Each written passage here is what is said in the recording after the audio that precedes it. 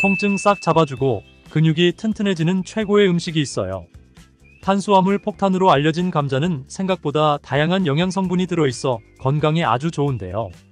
잘못 드시면 암과 치매를 일으키는 독이 될 수도 있습니다. 감자를 먹을 때 주의할 점과 함께 먹으면 독이 되는 음식, 그리고 함께 먹으면 보약이 되는 음식과 감자가 우리 몸에 어떤 좋은 영향을 주는지 감자에 대한 모든 것 알려드릴게요. 건강한 삶을 위한 건강한 정보를 전해드리는 무조건 당신 편. 영상 시작 전에 구독과 좋아요 눌러주시고요. 전체 알림 해놓으시면 앞으로 알려드리는 건강정보 빠르게 받아보실 수 있을 거예요. 삶아 먹고, 데쳐 먹고, 튀김으로 먹고, 볶아 먹고, 전으로도 부쳐 먹고, 정말 다양하게 먹는 채소가 바로 감자인데요. 건강에 좋은 감자도 잘 알고 드셔야겠죠? 먼저 감자 드실 때 무엇과 함께 먹으면 안 되고 주의해야 될 점은 무엇이 있을까요? 감자는 바나나와 함께 드시면 안 됩니다. 풍부한 식이섬유로 포만감을 높이는데 도움이 되는 바나나는 다이어트 식품으로 요즘 인기가 많아지고 있습니다. 감자에는 심장과 혈관 건강에 좋은 영양소가 풍부하게 함유되어 있습니다. 소금, 나트륨을 많이 드시면 고혈압이 발생할 위험이 높아지고 혈관 건강에 나쁘다는 사실은 알고 계시죠? 그렇기 때문에 나트륨의 섭취량을 줄이는 것이 매우 중요한 것이죠. 그리고 이미 섭취한 나트륨을 몸 밖으로 배출시켜주는 것도 매우 중요한데요. 그 역할을 해주는 것이 바로 칼륨이랍니다. 감자에는 다양한 영양소뿐 아니라 칼륨도 많이 들어있습니다. 풍부한 칼륨이 혈관을 확장시켜주고 나트륨뿐만 아니라 노폐물까지 원활하게 잘 배출시켜주는 역할을 해줍니다. 이런 효능으로 감자만 잘 드셔도 고혈압, 고지혈증뿐만 아니라 동맥경화와 뇌졸중과 같은 심혈관 질환을 예방하는 데 많은 도움을 받을 수 있습니다. 그런데 문제는 바로 바나나에도 칼륨의 함량이 상당히 높다는 것인데요. 칼륨이 혈관 건강에 도움이 되는 것은 맞지만 과하게 섭취하게 되면 오히려 문제가 생기게 됩니다. 혈관 내에 칼륨의 농도가 높아지면 근육과 신경이 과하게 이완되는 증상이 나타나고 근육이 마비되는 증상과 손발이 저리고 심하면 부정맥과 저혈압이 나타날 수 있습니다. 앞으로는 감자와 바나나를 함께 드시기보다는 두세 시간의 간격을 두고 드시거나 다른 식사 시간에 드시길 바랍니다. 또한 감자의 풍부한 칼륨은 혈액이 산성화되어 우리 몸을 손상시키는 현상도 예방해 줄 수 있는데요. 칼륨이 바로 알칼리성 성분이기 때문이죠. 또한 칼륨은 뼈 건강에도 도움을 주어 골다공증 예방에 탁월한 것으로 알려져 있습니다. 칼륨은 뼈에서 칼슘이 빠져나가는 것을 막아주는 역할을 할 뿐 아니라 종아리 근육의 경련이나 손발 저림의 증상을 예방해주기도 하는데요. 칼륨이 근육의 수축과 이완을 원활하게 하는데 도움을 주기 때문입니다. 감자의 칼륨이 이렇게 많은 작용을 하여 고혈압, 뇌졸중, 동맥경화 등의 심혈관 질환뿐만 아니라 뼈와 근육을 튼튼하게 하는 데에도 많은 도움을 준답니다. 감자의 조리 방법은 정말 많고 여러가지 요리에 사용되는데요. 조리할 때 주의할 사항이 있습니다. 감자전이나 감자튀김처럼 기름을 사용해 조리하는 것은 잘못하면 우리 몸에 독이 될 수 있는데요. 기름을 사용해 감자를 조리하게 되면 칼로리가 높아질 뿐만 아니라 혈관 건강에 정말 최악인 트랜스 지방을 많이 섭취하게 되는데 이는 동맥경화, 고혈압, 뇌졸중 등의 혈관 질환을 일으키는 주범이랍니다. 특히 감자를 튀기게 되면 유해물질이 많이 발생하게 되는데 심각한 위험물질인 아크릴 아마이드입니다. 아크릴 아마이드는 감자와 고구마 같은 탄수화물이 많이 포함된 식품을 기름에 튀기거나 높은 열의 온도로 조리를 할 때 만들어지는데요. 아크릴 아마이드가 위험한 이유는 바로 암을 유발하고 뇌신경의 단백질을 손상시켜 알츠하이머성 치매와 파킨슨병의 위험을 증가시킬 수 있기 때문입니다. 그렇기에 아크릴 아미드는 세계보건기구와 국제암연구소에서 유해물질로 지정된 매우 위험한 물질입니다. 감자를 튀겨서 조리하는 방법은 절대 사용하면 안 되겠죠. 그렇다면 감자는 어떻게 조리하는 것이 좋은 방법일까요? 감지는 물속에 넣어 삶는 것보다는 찜기에 쪄서 드시는 것이 좋습니다. 감자에는 클로로겐산이라고 하는 폴리페놀 성분이 많이 들어가 있는데 폴리페놀이라는 성분은 우리 몸에 좋은 작용을 많이 하게 됩니다. 강력한 항산화 물질인 폴리페놀은 혈관 내 활성산소를 제거하여 세포가 손상되는 것을 막아주어 노화를 예방할 수 있고 세포가 변형되고 염증이 지속적으로 발행되어 암세포가 생성되는 상황을 미리미리 예방해 줄 수 있습니다. 또한 혈관을 건강하게 유지하는 데 도움을 주어 여러 심장질환을 예방해 줄 수도 있습니다. 혈관뿐만 아니라 피부에도 좋은 영향을 주는데요. 지방 성분이 과산화되는 것을 막아주는 효능이 있습니다.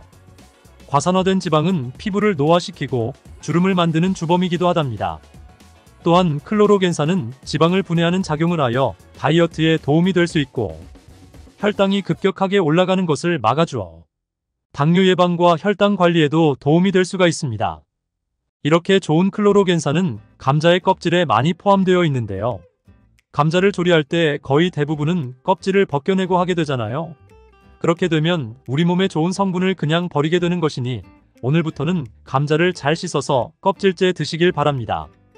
한 가지 더 기억해야 될 사항은 감자의 조리 방법에 따라 클로로겐산의 함량이 달라진다는 것입니다.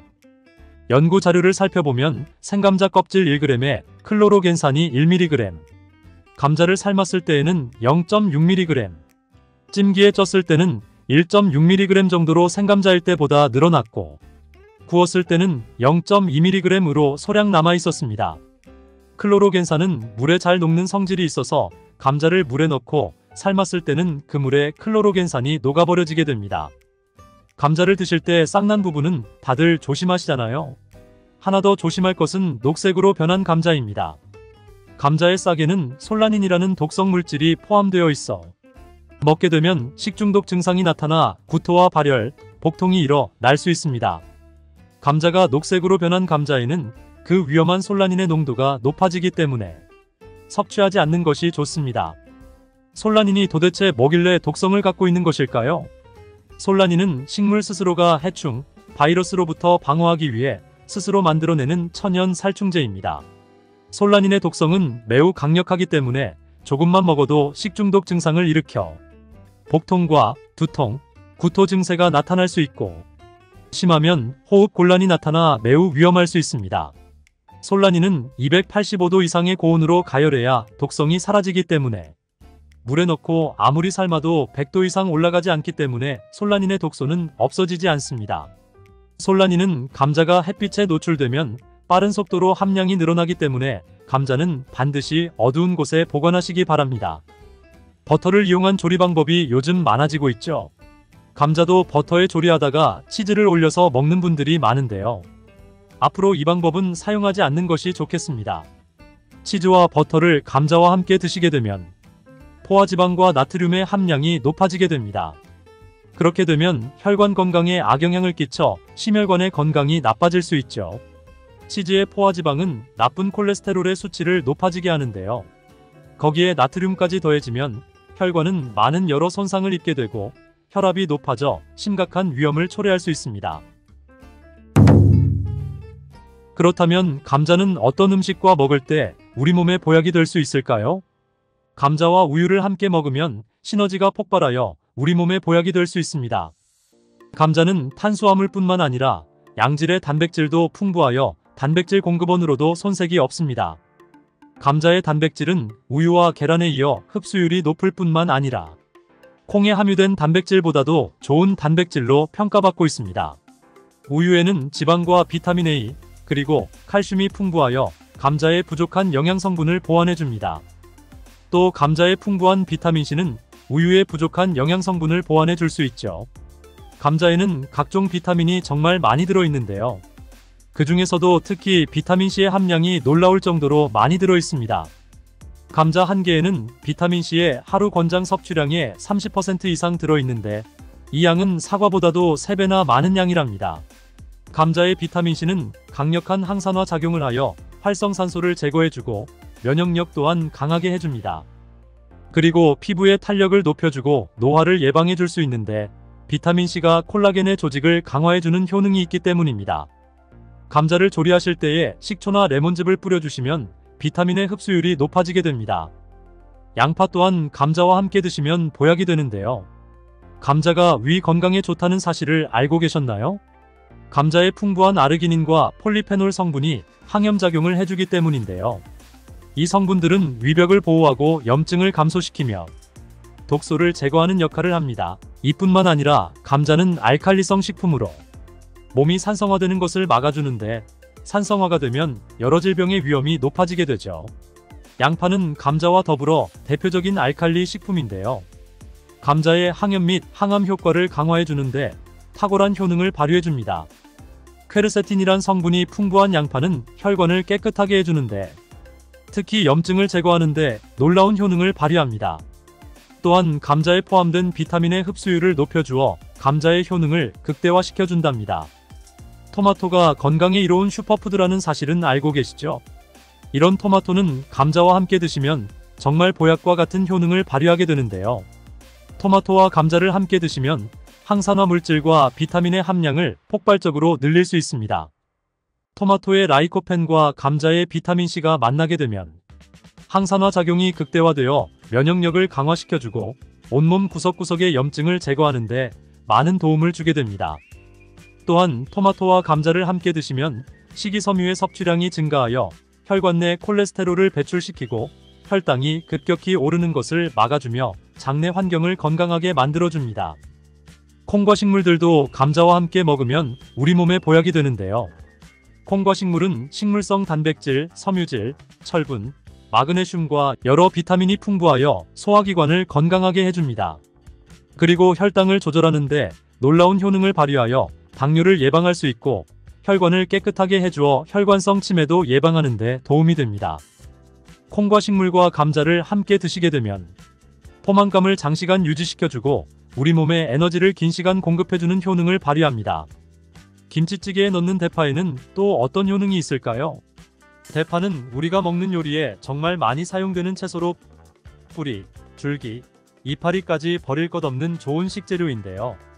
버릴 것이 없는 만큼 정말 다양한 조리법도 있으며 피를 맑게 하고 내장 지방을 없애주며 장 건강에도 좋은 풍부한 영양소들도 함유하고 있어 반드시 섭취해야 하는 채소 중 하나입니다.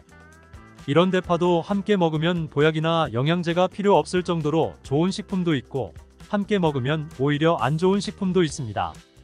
또한 먹는 방법에 따라 효능도 다르니 다양한 방법으로 드시는 것도 추천드립니다. 대파의 효능과 함께 먹으면 좋은 식품 3가지, 함께 먹으면 안 좋은 식품 2가지, 그리고 대파의 특급 레시피 4가지, 대파 보관법까지 대파의 모든 것 알려드리겠습니다.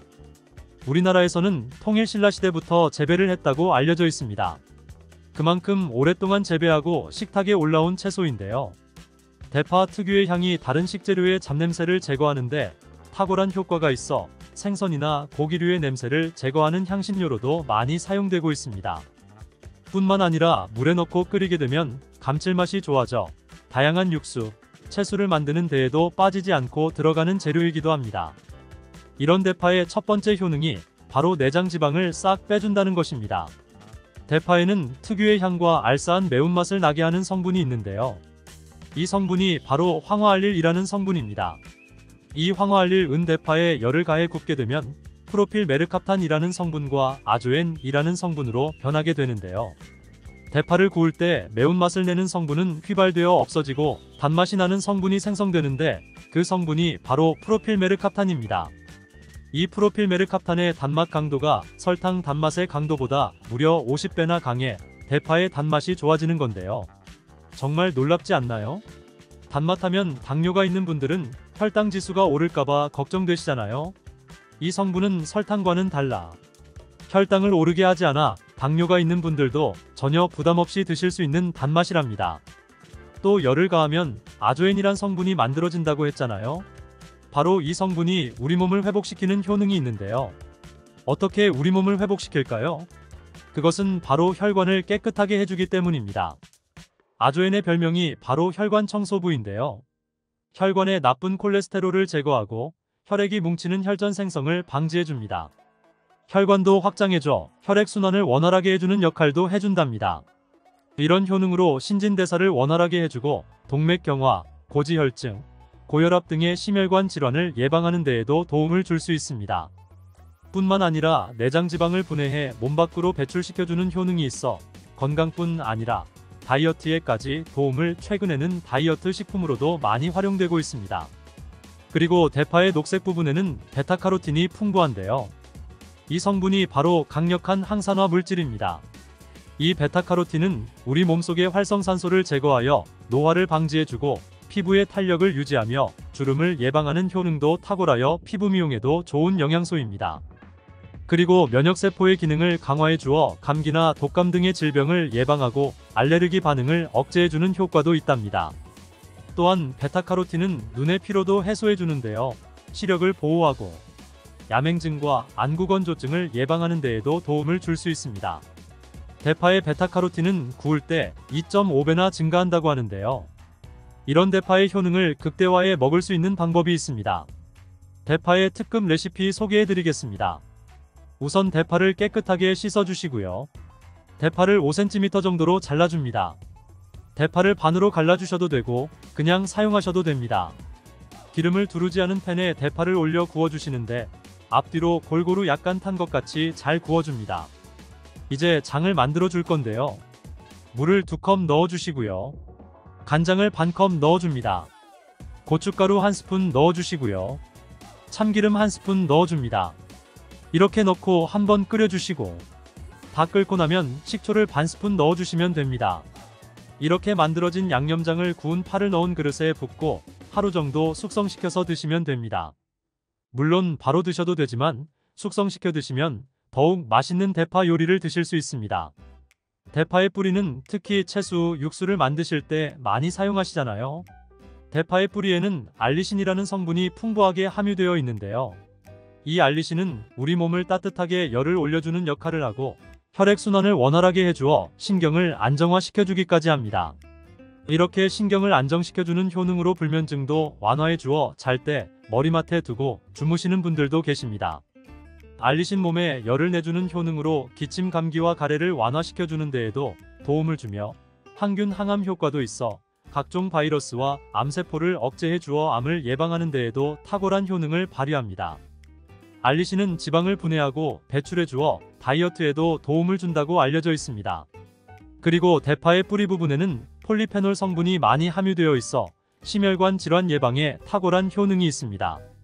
식이섬유도 풍부하여 장운동을 활성화하고 배변 활동을 도와 변비를 예방하고 숙변을 제거하는 효능도 뛰어납니다. 이런 대파 뿌리는 채수, 육수 만드실 때 말고는 특별히 사용을 안 하시는 것 같은데요. 오늘 대파 뿌리를 먹는 특급 레시피 알려드릴게요. 그것은 바로 대파 뿌리 생강차입니다. 대파 뿌리와 생강을 함께 끓여 차로 드시게 되면 기관지, 폐와 같은 호흡기의 염증을 제거해주고 무릎과 같은 관절의 염증도 제거해 주어 관절 통증을 완화시켜 줄 수 있습니다. 생강에는 질러롤, 쇼가올, 페노로암물 등 다량의 항염증 성분들이 함유되어 있어 우리 몸의 염증을 제거하는 데에 탁월한 효능을 갖고 있습니다. 생강은 약재로서 오랫동안 사용되어 왔는데요. 최근에도 계속해서 새로운 효능이 발견되고 있을 정도로 약성이 아주 좋은 식품입니다. 최근 한 연구 결과에 따르면 생강에는 소염 진통제로 많이 사용되는 이부프로펜과 비슷한 항염증 효과가 있고 류마티스 관절염을 완화시키는 데에도 효과가 있는 것으로 밝혀졌습니다. 이런 생강을 먼저 물에 넣고 끓여줍니다. 처음에 강불로 해주시고 끓기 시작하면 중불로 줄여 20분 정도 끓여줍니다. 그 후 대파 뿌리도 넣고 3분 정도 끓여주시면 됩니다. 이렇게 끓인 물을 생강과 대파 뿌리는 건져주시고 따뜻할 때 드셔도 좋고요. 냉장고에 넣고 시원하게 드셔도 됩니다. 이렇게 대파 뿌리와 생강을 함께 끓여 차로 드시면 효과를 극대화할 수 있는데요. 다만 평소에 소화가 잘 안 되시고 위가 약하신 분들은 이렇게 끓인 대파 뿌리 생강차에 물을 섞어 연하게 드시는 것을 추천드립니다. 이렇게 해서 하루에 한두 번 꾸준히 드신다면 요즘 같은 겨울철에 감기 걱정도 없고 염증을 완화시켜 관절염으로 인한 통증도 줄일 수 있을 거예요. 대파와 함께 드시면 보약이 되는 좋은 식품에는 무도 있습니다.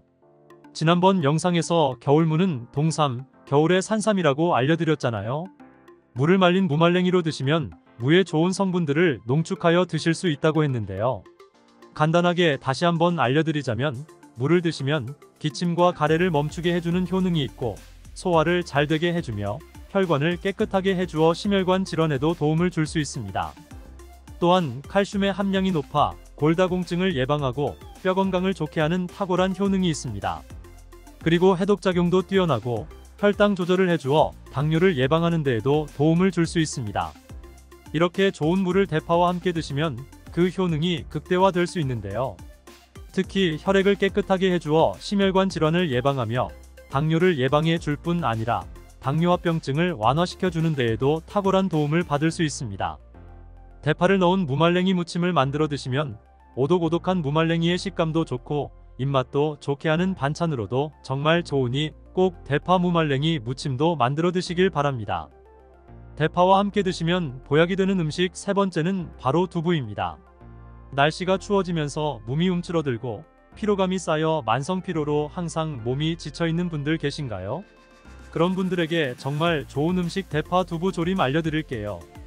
대파와 두부가 만나면 우리 몸에 에너지를 공급하여 활력이 넘치도록 도와줍니다. 그 이유는 바로 대파의 알리신 성분과 두부의 비타민 B1이 만나면 알리티아민으로 전환이 되는데요. 이 알리티아민이 비타민의 체내 흡수율을 높여주고 신진대사를 촉진해 주어 우리 몸의 피로를 회복하고 에너지를 불어넣어주기 때문입니다. 비타민C 하면 생각나는 과일 있으신가요? 아마도 사과가 많이 떠오르실 텐데요.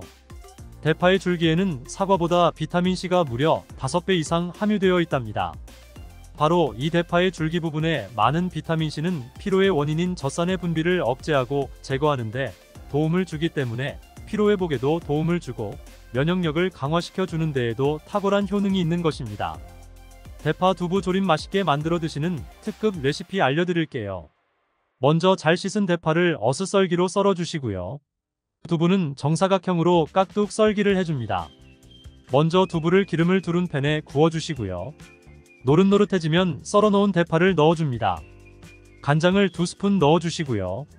고소한 참깨도 뿌려서 잘 익혀주시면 대파 두부 조림 완성입니다. 정말 맛있겠죠?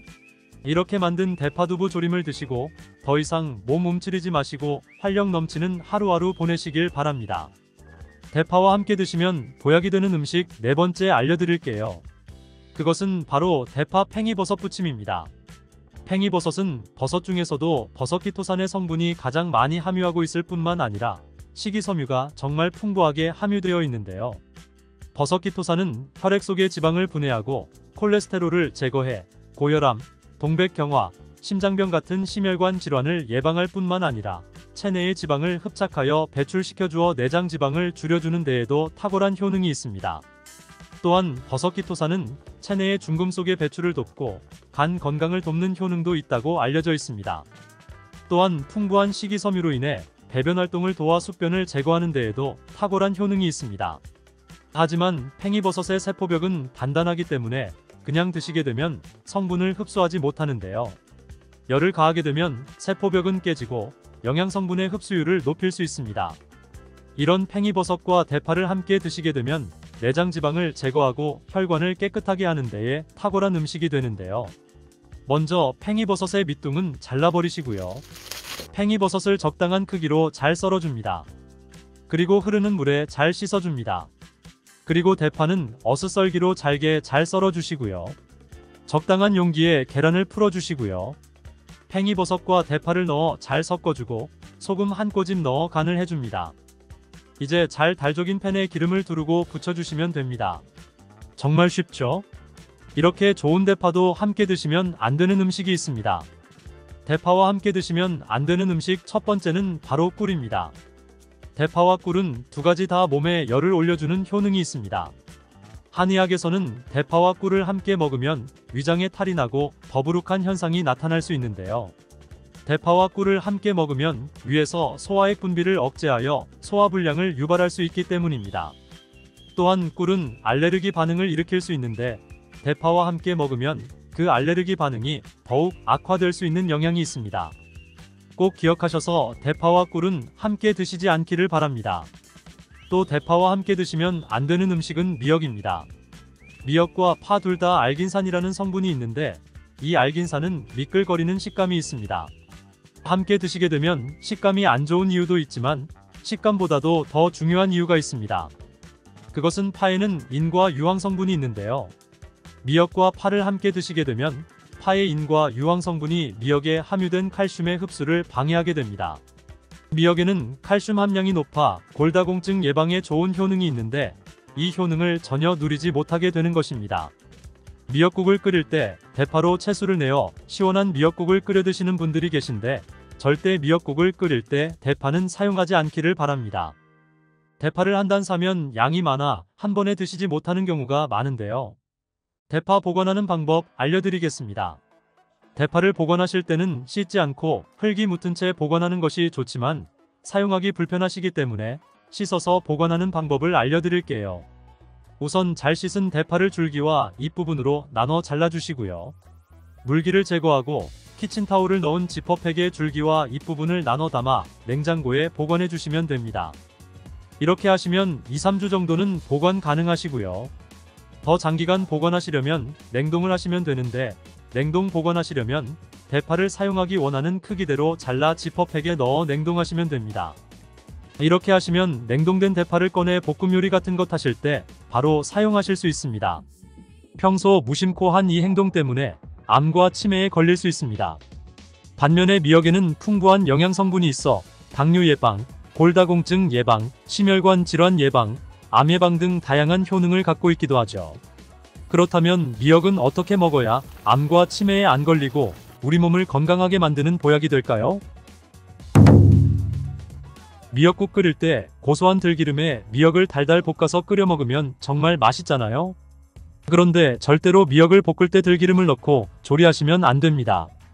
들기름은 오메가3 지방산과 리놀레산 성분이 풍부하여 혈관의 콜레스테롤을 제거하고 노폐물을 배출하여 혈관을 건강하게 해줍니다. 또한 동맥 경화를 방지하여 심혈관 질환을 예방하고 뇌신경을 활발하게 하여 치매 예방에도 좋은 효능이 있습니다. 그런데 들기름은 발연점이 낮아 열을 가하게 되면 산패가 되어 좋은 성분은 없어지고 1급 발암물질인 벤조피렌이 생성됩니다. 벤조피렌은 암을 발생시킬 뿐만 아니라 내분비계의 장애를 일으키고 뇌 건강에 악영향을 주는 정말 위험한 물질입니다. 건강에 좋은 줄 알고 넣은 들기름 때문에 오히려 건강을 해치는 독을 먹는 상황이 되는 것이죠. 들기름은 미역국을 다 끓인 다음에 마지막에 한 스푼 넣어 드시면 들기름의 효능과 고소한 맛을 온전히 누릴 수 있답니다. 미역과 함께 드시면 절대 안 되는 두 번째 음식은 바로 대파입니다. 다른 국이나 찌개를 끓일 때에는 파를 꼭 넣는데 유독 미역국을 끓일 때에는 왜 파를 넣지 않는 것일까요? 그 이유는 미역과 대파 둘 다 알긴산이라는 성분이 있는데 이 알긴산은 미끌거리는 식감이 있습니다. 함께 드시게 되면 식감이 나빠지는 이유도 있지만 식감보다도 더 중요한 이유가 있습니다. 대파에는 인과 유황 성분이 있는데요. 미역과 대파를 함께 드시게 되면 대파의 인과 유황 성분 때문에 미역에 함유된 칼슘의 흡수를 방해받게 됩니다. 미역에는 칼슘이 엄청나게 많이 들어있는데요. 미역에 함유된 칼슘의 함량은 100g당 약 960mg이고요. 우유에 함유된 칼슘의 함량은 100g당 약 105mg입니다. 미역에 함유된 칼슘의 함량은 우유보다 9배 정도나 더 많다는 것이지요. 하루 칼슘의 권장 섭취량이 1000mg인데요. 미역국을 한 그릇만 드셔도 충분히 섭취하실 수 있는 양입니다. 우유를 소화 못 시키시는 분들이 칼슘을 섭취하기 위해서는 미역이 정말 좋은 식품이 되는 것이죠. 이렇게 많은 칼슘은 우리 몸의 뼈를 튼튼하게 해주고 골다공증 예방에 도움을 주는데요. 이 골다공증 예방은 50대 이후의 여성분들에게는 정말 중요한 효능입니다. 골다공증으로 인해 골반뼈가 골절이 될 경우 65세 이상은 30%가 1년 내에 사망하고 80세 이상은 50%가 2개월 내에 사망을 할 수 있다는 통계가 있습니다. 나이가 들어갈수록 미역을 충분히 섭취하시는 것을 추천드립니다. 이런 칼슘 보충에 정말 중요한 미역을 대파와 함께 드신다면 칼슘 흡수가 제대로 되지 않는 것이죠. 미역의 미끌미끌한 성분이 알긴산이라고 했잖아요. 이 알긴산도 우리 몸에 정말 중요한 역할을 해줍니다. 바로 알긴산은 다른 물질을 흡착하는 성질이 있어 혈관 내에 나쁜 콜레스테롤을 흡착하여 배출을 도와줍니다. 이렇게 되면 동맥 경화를 예방할 수 있고 혈액순환을 원활하게 하며 심혈관 질환을 예방하는 데 도움을 줄 수 있습니다. 미역이 피를 맑게 한다고 하잖아요. 바로 이 알긴산의 효능 때문에 혈관이 깨끗해지기 때문입니다. 또한 알긴산은 장운동을 촉진하고 배변 활동을 원활하게 하여 변비 예방에 도움을 줍니다. 이는 미역의 풍부한 식이섬유와 함께 장 건강에 도움을 주는 것이죠. 또한 미역에 함유된 풍부한 식이섬유는 당뇨 예방에도 탁월한 효능을 발휘하는데요. 국립보건원에서 장년층 7,400명을 대상으로 추적 조사를 했습니다. 해조류를 전혀 먹지 않은 사람과 매일 미역국 반그릇 이상의 해조류를 섭취한 사람의 당뇨병 발생 위험도를 조사했는데, 하루에 미역국 반그릇 이상 먹는 사람이 해조류를 전혀 먹지 않는 사람에 비해 당뇨병 발생 위험도가 20%가 낮았습니다. 미역의 풍부한 식이섬유는 급격히 오르는 혈당을 막아주는데요. 그 이유가 식이섬유가 소화의 속도를 늦춰주고 인슐린의 분비를 조절해주기 때문입니다. 그리고 식이섬유는 포만감을 높여주고 칼로리가 낮아 식사량을 조절하는 데 도움을 주고, 체내의 노폐물과 독소를 배출하여 체중을 감량하는 데에도 도움을 주어 다이어트 식품으로도 많이 활용되고 있습니다. 미역국은 또 아이를 출산한 산모들이 반드시 먹는 음식인데요. 미역의 풍부한 요오드는 출산 후에 늘어난 자궁을 수축시켜주는데 도움을 주며 모유가 잘 나오도록 도와줍니다. 또한 요오드는 피를 먹게 하여 상처를 빨리 아물게 하는 역할도 해줍니다. 칼슘과 철분이 풍부하여 출산 후에 흥분된 신경을 안정시켜주고 혈액의 생성을 도와 산모의 빈혈 예방에 도움을 주게 됩니다. 또한 칼륨이 풍부한데요. 칼륨은 체내 나트륨을 배출해주는 역할을 해주어 산모의 부종을 완화시켜주는데 탁월하기도 합니다. 그리고 요오드는 산모에게 좋을 뿐만 아니라 신진대사를 촉진하여 몸의 에너지를 보충해주는 역할을 합니다. 요오드가 부족할 때 나타나는 증상들이 있는데요. 몸에 기력이 없다고 하죠. 힘이 없고 피로감이 높아지게 됩니다. 신진대사가 원활하지 않기 때문에 몸에 영양소를 소모하지 않게 되어 체중이 증가하게 되고요. 피부가 건조해져 거칠어지고 탈모도 일어날 수 있습니다. 나이가 들면서 인지 능력이 떨어지는 것도 요오드의 부족한 현상일 수 있습니다. 그리고 우리 몸의 호르몬의 중추적인 역할을 하는 갑상선에 문제가 생기는데요. 바로 갑상선 저하증이 생길 수 있습니다. 이러한 문제들을 미역을 섭취함으로 예방을 할 수 있는 것인데요. 요오드의 하루 권장 섭취량은 2.4mg입니다. 미역국 한 그릇에는 요오드가 약 1.1mg 정도 함유되어 있으니 미역국은 하루에 한두 그릇만 드시길 바랍니다. 요오드는 과하게 섭취하게 돼도 문제가 생기는데요. 요오드의 섭취량이 많아지면 갑상선 질환을 유발할 수 있습니다. 특별히 갑상선이 약하신 분들은 미역을 섭취하는데 주의하셔야겠습니다. 갑상선은 우리 몸에서 가장 중요한 내분비 기관 중 하나인데요. 갑상선은 목 부분, 기관지 아래에 위치한 나비 모양의 내분비 기관인데요. 중요한 여러 기능을 하지만 그 중에서도 특별히 대사율을 조절하는 역할이 있습니다. 갑상선에서 T3, T4 호르몬을 분비하여 우리 몸의 에너지 소비와 체온 조절을 하는 데에 중요한 역할을 하게 됩니다. 그리고 갑상선 호르몬은 신경 시스템의 정상적인 기능을 유지하는 데 꼭 필요한데요. 이 호르몬이 제대로 분비가 되지 않아 수치가 너무 높거나 낮게 되면 우울증, 불안 증세, 기억력 감퇴 등의 문제가 발생할 수 있습니다. 이 갑상선 호르몬 중에 요오드가 있는데요. 요오드가 부족하면 조금 전에 말씀드린 여러 증상뿐만 아니라 세계보건기구에서는 요오드가 부족하면 뇌세포가 손상되고 치매가 발생할 수도 있다고 보고하고 있습니다. 갑상선 저하증이나 항진증이 있는 분들이 요오드가 많은 미역을 많이 드시면 오히려 건강을 더 해칠 수 있습니다. 건강하신 분들은 미역을 많이 드셔도 호르몬 조절이 되어 문제가 없지만 갑상선에 문제가 있어 호르몬 조절이 잘 안 되는 분들은 이 요오드의 수치가 높아지게 되면 체내에 활성산소가 증가하게 되어 염증을 일으키고 갑상선염을 유발하고 심해지면 갑상선암으로 발전시킬 수도 있습니다. 따라서 갑상선에 문제가 있는 분들은 미역을 드실 때 주의하셔야 합니다. 날이 갈수록 암의 발명률이 높아지고 있어 암에 대한 관심도가 높아지는 것이 사실이죠. 미역에는 강력한 항암 효과가 있어 건강식품으로 아주 좋은데요. 미역에는 요오드와 식이섬유, 칼슘, 비타민 등 많은 영양소가 있다고 했잖아요.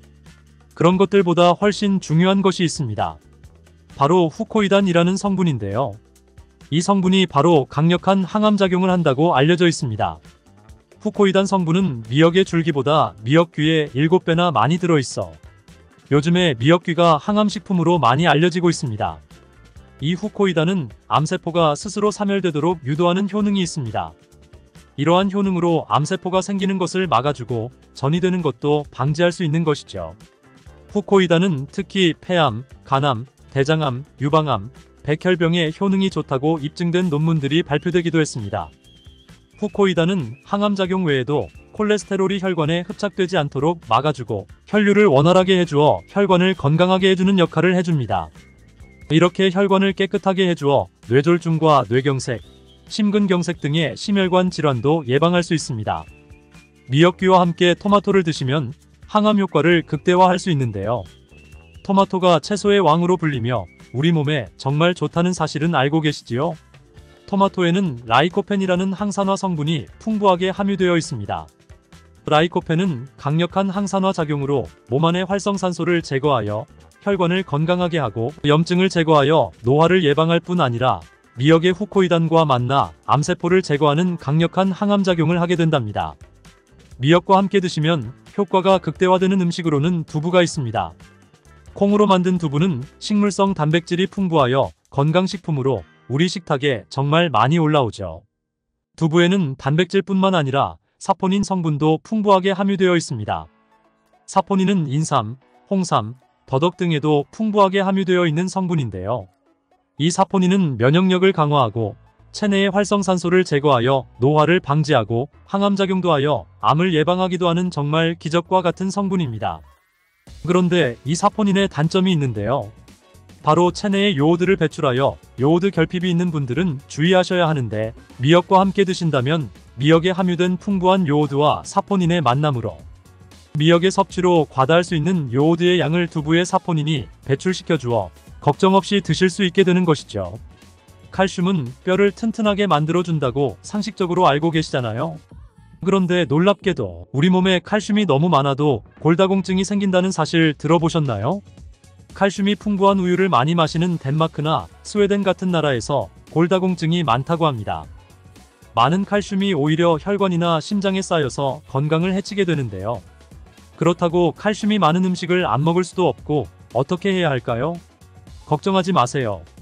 해결책 바로 알려드릴게요. 그것은 바로 계란과 함께 드신다면 해결됩니다. 계란에 들어있는 다양한 영양성분이 오스테오칼신이라는 호르몬을 활성화시켜주는데 이 호르몬은 뼈를 강화하고 칼슘이 뼈 속으로 제대로 흡수할 수 있도록 도와줍니다. 미역과 계란을 함께 섭취하면 우리 몸의 pH 균형을 잡아주는데도 중요한 역할을 해줍니다. 미역은 알칼리성 식품이고 계란은 산성 식품으로 같이 섭취하면 약 알칼리성 상태로 유지시켜줍니다. 게다가 소화에도 좋고 미역은 단백질과 잘 어울리니 계란과 함께 먹으면 소화도 잘 되고 우리 몸의 흡수도 잘 된답니다. 포도를 다 먹고 남은 포도송이 가지 그냥 버리고 계신가요? 한국식품의약품안전처에서 발표했습니다. 2024년 1월 16일부터 오메가3가 함유된 전문의약품 등 영양제 제품의 주의사항에 심방세동 위험 증가라는 문구를 삽입해야 합니다. 아니 이게 도대체 무슨 일일까요? 오메가3가 몸에 좋다고 해서 지금도 먹고 계신 분들이 정말 많을 텐데요. 오메가3는 대표적으로 혈관을 깨끗하게 해준다고 해서 꼭 챙겨 드시는 영양제 중 하나인데요. 이런 오메가3에 어떤 문제가 생겨서 식품의약품안전처에서 저런 조치를 취했는지 그 내용을 정확하게 알려드리겠습니다. 그리고 오메가3에는 어떤 효능이 있는지, 어떤 부작용이 있는지, 요즘 오메가3를 먹어도 아무 소용없다는 소문이 있는데 정말 그런 것인지에 대해서도 알아보겠습니다. 우리나라 제약바이오 기업 광동제약, 제일약품, 안국유팜 알리코제약 등 총 59개사의 93개 품목에 심방세동 위험 증가라는 문구를 제품 주의사항에 추가하라고 식약처에서 명령했습니다. 이렇게 된 이유는 먼저 유럽의약품청이 오메가3로 인한 심방세동 부작용의 가능성을 공식적으로 인정한 여파입니다. 심방세동은 심장의 심박 내에서 발생하는 빠르고 불규칙한 전기 신호인데요. 가장 흔한 부정맥의 한 종류입니다. 심방세동이 나타나면 심장 내의 혈액에서 응고된 핏덩어리인 혈전이 생길 수 있고 이 혈전이 뇌의 혈관으로 올라가게 되면 뇌졸중을 일으킬 수 있습니다. 실제로 심방세동 환자의 30%는 일생 동안 한 번 이상의 뇌졸중을 경험하는 것으로 알려져 있습니다. 뇌졸중이라니 정말 무서운데요. 그런데 내용을 자세히 살펴보면 심혈관 질환 또는 심혈관계 위험인자가 있는 환자에서 오메가3의 용량에 따라 심방세동 위험 증가가 확인됐다라는 것입니다. 즉, 오메가3를 먹으면 무조건 이런 부작용이 나타난다는 것은 아닙니다. 그리고 2023년 8월에 발표된 미국 심장학회지의 내용을 보면 오메가3의 부작용에 대한 내용이 일반인을 대상으로 한 것이 아니라 만성 관상동맥 질환을 갖고 있는 사람에 대한 가이드라인이었습니다.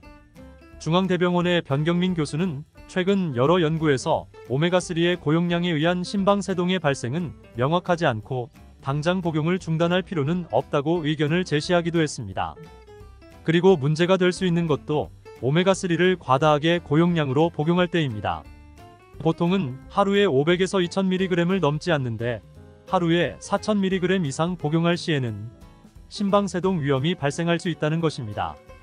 이러한 내용을 바탕으로 보면 오메가3로 인한 심장세동의 부작용은 아무한테나 나타나는 것이 아니라는 것이지요. 언론에서 기사를 너무 자극적으로 표현을 하고 이 내용이 전달되면서 과장되거나 잘못 전달되어 오메가3는 먹으면 안 된다거나 부작용이 있으니 먹지 말라는 소문이 난 것 같습니다. 그렇다면 오메가3는 도대체 무엇이고 또 어떤 효능이 있을까요? 오메가3는 우리 몸에 반드시 필요한 성분이지만 체내에서 자체적으로 만들어지지 않는 필수 지방산으로서 불포화 지방산의 한 종류입니다. 우리 몸에서 오메가3 지방산은 세포막을 구성하는 중요한 성분인데요.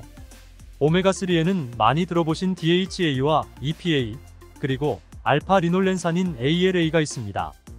즉, 오메가3 지방산은 하나의 성분만을 말하는 것이 아니라 비타민처럼 여러 종류가 있는 것이지요. 오메가3는 덴마크 의학자 존 다이어버그가 1970년대에 그린란드의 이누이트족이 심혈관 질환에 걸리지 않는 이유를 연구하던 중 이누이트족이 섭취하는 생선 기름에 오메가3 지방산이 풍부하다는 것을 발견했습니다. 그 후 미국 국립보건원이 1990년대에 오메가3 지방산이 심혈관 질환 예방에 효과가 있다는 연구 결과를 발표하면서 오메가3 지방산이 대중적으로 알려지기 시작했습니다. 스페인의 영양생리학 연구소의 알렉스 박사팀도 오메가3에 대해 연구를 했는데요. 6년 동안 7,000명을 대상으로 조사를 했습니다. 그 결과 하루에 섭취하는 칼로리의 0.7% 정도를 식물성 오메가3 지방산으로 섭취한 집단이 이보다 적은 양의 식물성 오메가3 지방산을 섭취한 집단보다 사망률이 유의미하게 낮았다고 발표했습니다. 오메가3 지방산은 혈전 생성을 억제하는 효능이 있어 혈전이 혈관을 막아 혈액순환을 방해하는 것을 방지할 수 있습니다. 혈전은 혈관 질환을 일으키는 주요 원인 중의 하나이지요. 그리고 오메가3 지방산은 좋은 콜레스테롤인 HDL의 수치를 높이고 나쁜 콜레스테롤인 LDL의 수치를 낮추는데요. 콜레스테롤이 전부 나쁜 것은 아닙니다. HDL 콜레스테롤은 혈관을 깨끗하게 청소하는 역할을 하고 LDL 콜레스테롤은 혈관을 막아 혈액순환을 방해하는 역할을 하는 것입니다. 또한 오메가3는 염증을 억제하는 효능이 있어 혈관 내의 염증을 제거해 혈관을 건강하게 하는 데에도 도움을 줍니다. 오메가3는 뇌 건강에도 도움을 주는데요. 뇌세포막의 구성 성분 중 하나로 뇌세포를 보호하고 뇌의 염증을 억제하여 뇌 건강을 증진시킵니다. 그리고 뇌의 혈류량을 증가시켜 뇌 기능을 향상시킵니다. 또한 뇌의 신경 전달 물질의 분비를 촉진하는 역할을 하는데요. 이로 인해 기억력, 집중력, 학습 능력 등의 뇌 기능이 개선될 수 있습니다. 미국 국립보건원의 연구진은 오메가3 섭취를 통해 편두통 발생 빈도가 줄어들고 혈관 개선 효능으로 인해 뇌혈류 장애의 질환 예방에도 도움이 되는 것으로 발표했습니다.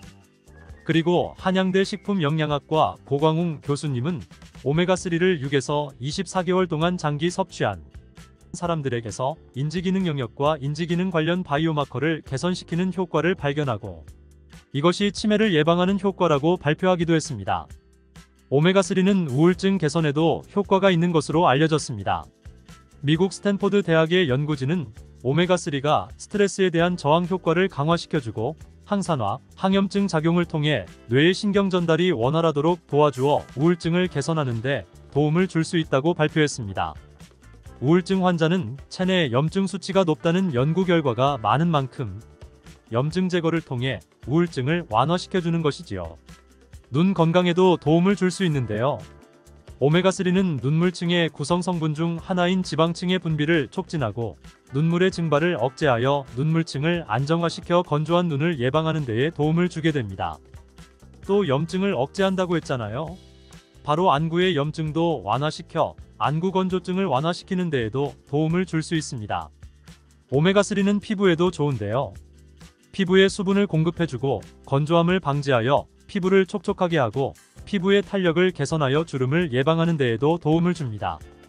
피부의 염증도 완화시켜 깨끗한 피부를 만드는 데에도 효능이 있습니다. 그렇다면 오메가3는 언제 먹는 것이 좋을까요? 오메가3는 지방이기 때문에 이를 흡수하려면 담즙산이 필요합니다. 담즙산은 식후 15분 이내에 분비되기 때문에 이때 오메가3를 섭취하면 흡수율을 높일 수 있습니다. 공복에 오메가3를 드신다면 복통이나 설사를 유발할 수도 있으니 주의하시기 바랍니다. 그럼 아침 식후에 먹는 것이 좋을까요? 저녁 식후에 먹는 것이 좋을까요? 정답은 바로 아침 식후입니다. 일본의 산업기술종합연구소에서 쥐를 대상으로 실험을 했습니다. 아침과 저녁 식후에 쥐에게 오메가3를 먹인 결과 아침 식후에 오메가3를 먹인 쥐에게서 중성지방과 콜레스테롤 수치가 모두 감소했는데 저녁 식후보다 훨씬 더 많이 떨어진 것으로 발표했습니다. 오메가3를 드신다면 저녁보다는 아침 식후에 드시는 것이 좋겠지요. 그리고 오메가3는 열, 공기 노출, 빛에 의해 쉽게 산패가 되는데요. 산패된 오메가3를 먹는 것은 정말 위험합니다. 우리 몸에 유해한 화학물질로 변하게 되는데 이는 암, 염증, 심혈관 질환의 위험을 증가시킬 수 있습니다. 또한 산패된 오메가3는 소화기관에도 문제를 일으킬 수 있는데요. 복통, 설사, 구토 등의 증상을 일으킬 수 있습니다. 오메가3는 산패되지 않도록 주의하셔야 합니다. 산패된 오메가3는 역한 비린내가 심하게 나고 캡슐로 된 형태는 캡슐이 단단하지 않고 흐물거리고 캡슐끼리 들러붙는 현상이 나타나게 됩니다. 이렇게 산패된 오메가3 제품은 절대 섭취하지 말고 바로 폐기하시기 바랍니다. 오메가3의 부작용으로 주의해서 섭취해야 되는 사람이 있습니다. 첫 번째는 당뇨나 조현병이 있는 환자입니다. 이들은 알파-리놀렌산을 EPA와 DAP로 바꾸는 능력이 떨어집니다. 식물성 오메가3인 알파-리놀렌산은 우리 몸에 흡수되어 효능을 발휘하려면 EPA와 DHA로 전환이 되어야 하는데 이렇게 전환시킬 수 없다면 오메가3를 먹어도 아무 소용이 없는 것입니다. 따라서 당뇨나 조현병이 있는 분들은 식물성 오메가3보다는 동물성 오메가3인 DHA와 EPA가 풍부한 생선을 통해 섭취하는 것을 권장합니다. 두 번째로 주의하셔야 하는 분들은 피부에 아토피나 건선 등으로 인해 스테로이드제 연고를 사용하는 분들입니다. 이런 분들이 오메가3를 섭취하게 되면 아토피나 건선을 더욱 악화시킬 수 있습니다. 세 번째, 오메가3를 드실 때 주의하셔야 하는 분들은 평소에 두통이 잦거나 어지러움 증상이 있는 분들입니다. 오메가3가 혈액순환을 도와주고 혈관을 이완시켜주는 효능이 있는데요.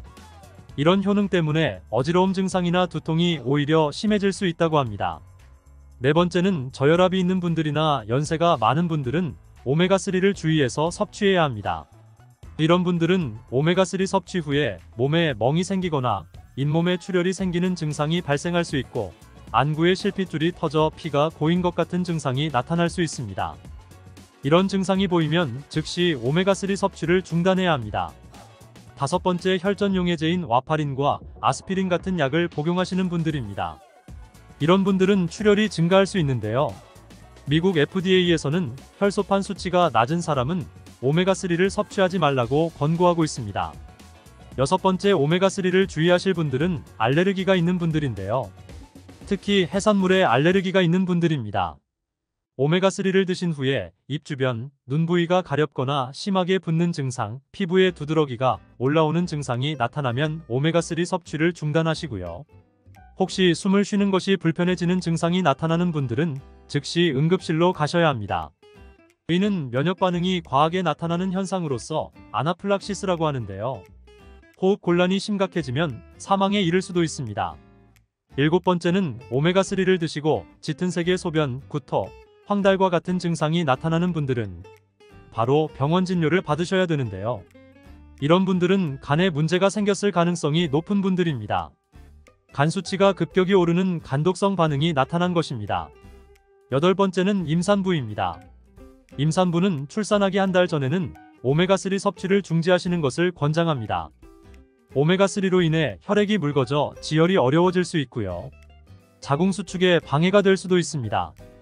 오메가3의 섭취는 사실 식품으로 섭취하시는 것이 가장 안전하고 좋은 방법인데요. 들기름, 아보카도, 오일 같은 것에도 오메가3가 풍부하게 함유되어 있으니 요리하실 때 넣어서 드셔도 좋고요. 기름만 한두 스푼 약처럼 드셔도 됩니다. 그리고 오메가3가 풍부한 등푸른 생선도 일주일에 2회 정도는 드시는 것이 좋겠습니다. 이렇게 드시는 것이 정말 어려운 분들만 오메가3 영양제를 이용하시기 바랍니다. 당뇨에 걸린 분들이 제일 힘들어하는 것이 배고픔일 것 같습니다. 허기가 진다고 하죠.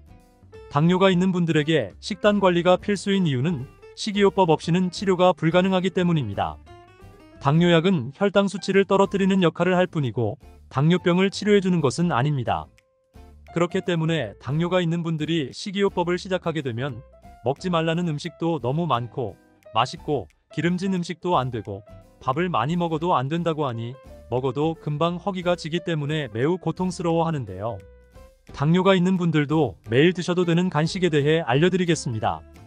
당뇨가 있는 분들이 드셔도 괜찮을 뿐만 아니라 당뇨에 도움이 될 수 있는 것들이니 집중해서 영상 끝까지 시청해 주시기 바랍니다. 첫 번째는 바로 초콜릿입니다. 당뇨가 있는데 초콜릿이라니 깜짝 놀라셨나요? 정말 의외의 간식이 초콜릿인데요. 다만 아무 초콜릿이나 드시면 안 되고요. 다크 초콜릿을 드셔야 합니다. 일반적인 초콜릿에는 카카오 말고도 당 성분이 많이 함유되어 있기 때문에 당뇨가 있는 분들은 드시면 안 되지만 90% 이상의 카카오로 만들어진 다크 초콜릿은 간식으로 드셔도 괜찮습니다. 당을 조절해야 되는 이유는 혈당이 올라가게 되면 혈관 속에서 당이 산화되어 여러 가지 합병증을 일으키기 때문입니다. 그런데 다크 초콜릿의 카카오에는 폴리페놀 성분이 있어 산화작용을 막아주는 역할을 하게 되는 것입니다. 그래서 당뇨 환자들의 합병증을 예방하는 데에 도움을 주는 간식이 될 수 있는 것이죠. 카카오의 함량이 높아질수록 단맛은 줄어들고 카카오의 씁쓸한 맛은 강해지기 때문에 일반적인 초콜릿에는 당 성분뿐 아니라 맛을 좋게 하기 위해 여러 가지가 들어가게 됩니다. 초콜릿을 구매하실 때는 성분표를 확인하셔서 카카오의 함량이 높은 것을 구매하시기 바랍니다. 두 번째로 당뇨에 좋은 간식은 바로 삶은 계란입니다. 당뇨가 있는 분들은 특히 단백질의 섭취는 정말 중요한데요. 그 이유가 바로 근육 때문입니다. 중년 이후에 나이가 되면 근손실이 급격히 일어나게 되는데 근육이 많을수록 혈액 속의 당분 대사를 촉진할 수 있어 혈당 수치를 낮추는 데에 직접적인 도움을 주게 됩니다. 이 때문에 근육을 유지하는 것은 당뇨의 아주 중요한 부분입니다. 단백질의 섭취가 중요한 이유는 단백질 대사를 하기 위해서는 더 많은 에너지가 필요하며 인슐린 분비를 자극하지 않고 진행되기 때문에 당뇨가 있는 분들 뿐만 아니고 다이어트를 하는 분들에게도 도움이 된답니다. 계란 한 개에는 약 6g의 단백질이 함유되어 있고 탄수화물은 거의 없어 혈당을 낮추는데 도움이 되며 위에 머무르는 시간이 3시간 정도 되기 때문에 포만감이 오래 지속될 수 있습니다. 국내 연구진의 연구 결과 하루 3개 이상의 계란을 섭취한 사람은 그렇지 않은 사람에 비해 대사증후군에 걸릴 확률이 남자는 54%, 여자는 46% 낮았다고 합니다. 계란을 섭취하면 계란에 함유된 레시틴이란 성분과 여러 항산화 물질들이 인슐린 민감성을 개선하는 데 도움을 주기 때문에 당뇨에 도움이 되는 것입니다. 계란은 기름에 조리한 후라이보다는 삶은 것을 드시는 것을 권장하고요. 흰자만 먹는 것보다 노른자와 함께 드시는 것이 좋습니다. 계란의 영양소는 흰자보다 노른자에 훨씬 더 많이 함유되어 있기 때문입니다. 소화가 잘 되지 않는 분들은 흰자는 충분히 익혀 드시는 것이 좋고 노른자는 익히지 않고 드시는 것이 소화가 더 잘 된다는 것 기억하시기 바랍니다. 세 번째로 당뇨에 좋은 간식은 피스타치오입니다. 미국 당뇨병 협회의 학술지에 따르면 매일 57g의 피스타치오를 섭취한 당뇨 환자는 당 수치와 인슐린 감소에 도움이 된다고 발표했습니다. 피스타치오는 특히 임신성 당뇨를 예방하는 데 탁월한 효과를 보여 임산부의 혈당 수치 조절에 많은 도움을 주는 것으로 알려졌습니다. 다만 주의하실 것은 시중에 판매되는 피스타치오에 소금간이 되어 있는지를 확인하셔서 소금간이 되어 있지 않은 제품으로 구매하시기 바랍니다. 네 번째로 당뇨에 좋은 간식은 과일입니다. 당뇨가 있는 분들은 과당 때문에 대부분 과일을 먹으면 안 되는 것으로 알고 계신데요. 과일에 대한 오해 때문입니다. 과일의 당이 당뇨에 좋지 않다는 것은 사실이지만 과일도 잘만 드신다면 오히려 당뇨에 도움을 줄 수 있습니다. 다만 한 가지 조건은 정제된 당분을 섭취하지 않는 상황에서 천연당인 과일을 드셔야 한다는 것입니다. 과일 중에서도 블루베리가 특히 좋은데요. 블루베리의 보라색에는 안토시아닌이 풍부하게 함유되어 있습니다. 안토시아닌은 혈관에 있는 포도당을 근육에 저장시켜주고 간에서 포도당이 만들어지는 것을 억제시켜주어 혈당을 낮춰주는 작용을 해주게 됩니다. 미국의 당뇨병 협회는 블루베리를 당뇨병 슈퍼푸드라고 부르며 블루베리를 꾸준히 섭취하면 인슐린 감수성을 향상시키고 혈당을 낮추는 데 도움이 된다고 발표했습니다. 하루에 150g의 블루베리를 섭취한 실험군은 혈당 스파이크의 발생이 낮아졌고 인슐린 수치 또한 낮아진 것으로 확인되었다고 발표했습니다. 그리고 사과에는 펙틴이라는 식이섬유가 많이 함유되어 있는데요. 이 펙틴이라는 성분은 혈당을 낮춰주는 작용을 하여 천연 당뇨약으로 불립니다. 사과는 껍질째 드시는 것이 좋은데요. 우리 몸에 좋은 영양 성분이 껍질에 거의 다 함유되어 있기 때문입니다. 이외에도 신맛이 나는 과일들이 당뇨에 탁월한 효능을 발휘합니다. 신맛이 나는 과일에는 유기산이 풍부한데 유기산은 혈관을 청소해주는 역할을 하게 됩니다. 그리고 신맛 나는 과일에는 강력한 항산화제인 비타민C, 비타민 E, 셀레늄, 아연 등이 풍부하여 우리 몸 안의 염증을 치료해주고 산화된 혈관을 회복시켜주는 역할을 해줍니다. 과일이 당뇨에 도움이 될 수 있지만 드시면 안 되는 것이 있습니다. 그것은 말린 과일과 과일 주스입니다. 말린 과일은 당도가 높고 많이 드시게 되어 혈당을 급격히 올라가게 합니다. 그리고 과일 주스에도 식이섬유가 하나도 없고 당 성분이 첨가된 것들이 많아 혈당 스파이크를 일으키는 주범이 될 수 있습니다. 과일을 드실 때는 가공된 과일이 아닌 천연 상태의 과일을 드시기 바랍니다. 다섯 번째로 당뇨에 좋은 간식은 당근입니다. 당근이 당뇨에 좋지 않다고 잘못 알고 계시는 분들이 있는데요. 당근에는 카로티노이드라는 성분이 풍부한데 이 성분이 강력한 항산화 물질입니다. 당뇨로 인한 혈관합병증을 예방하는데 탁월한 효능을 발휘하게 됩니다. 당근을 손가락만한 크기로 잘라 보관하셨다가 공복에 허기가 생길 때 꺼내 드시면 허기도 사라지고 혈당 관리에도 좋으며 당뇨합병증도 예방할 수 있으니 시도해보기 바랍니다. 함께 드시면 좋은 채소들로는 오이, 샐러리, 파프리카 등이 있습니다. 여섯 번째로 당뇨에 좋은 간식은 볶은 콩입니다. 검은 콩의 껍질에는 강력한 항산화 성분인 안토시아닌이 풍부하며 콩에는 단백질이 풍부하게 함유되어 있으며 불포화 지방산도 풍부합니다. 볶은 콩은 심혈관 질환을 예방하는데 탁월할 뿐만 아니라 담즙 분비를 촉진하는 데에도 도움을 줍니다. 변비가 있는 분들에게도 도움을 주고 근손실을 방지하고 다이어트에도 도움을 줄 수 있습니다. 당뇨병이 정말 무서운 이유는 당뇨로 인해 혈관에 문제를 일으키기 때문입니다. 우리 몸은 전체가 혈관으로 이루어져 있기 때문에 몸 전체에 합병증을 일으킬 수 있다는 것이죠. 대표적인 것이 심혈관 질환인데요. 심장병, 심방세동, 심근경색, 뇌혈관 질환, 파킨슨병, 치매 등을 일으킬 수 있고요. 관절과 말초신경에도 문제를 일으킬 수 있습니다. 당뇨로 발가락, 더 나아가 발목까지 절단하는 상황까지 벌어질 수 있는 것이죠. 눈의 혈관에 문제를 일으키면 실명에 이를 수도 있습니다.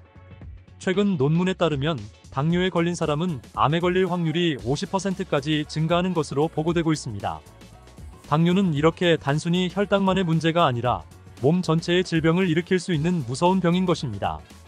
그렇기 때문에 식이요법을 철저히 하여 당뇨를 예방하고 치료해야 하는 것입니다.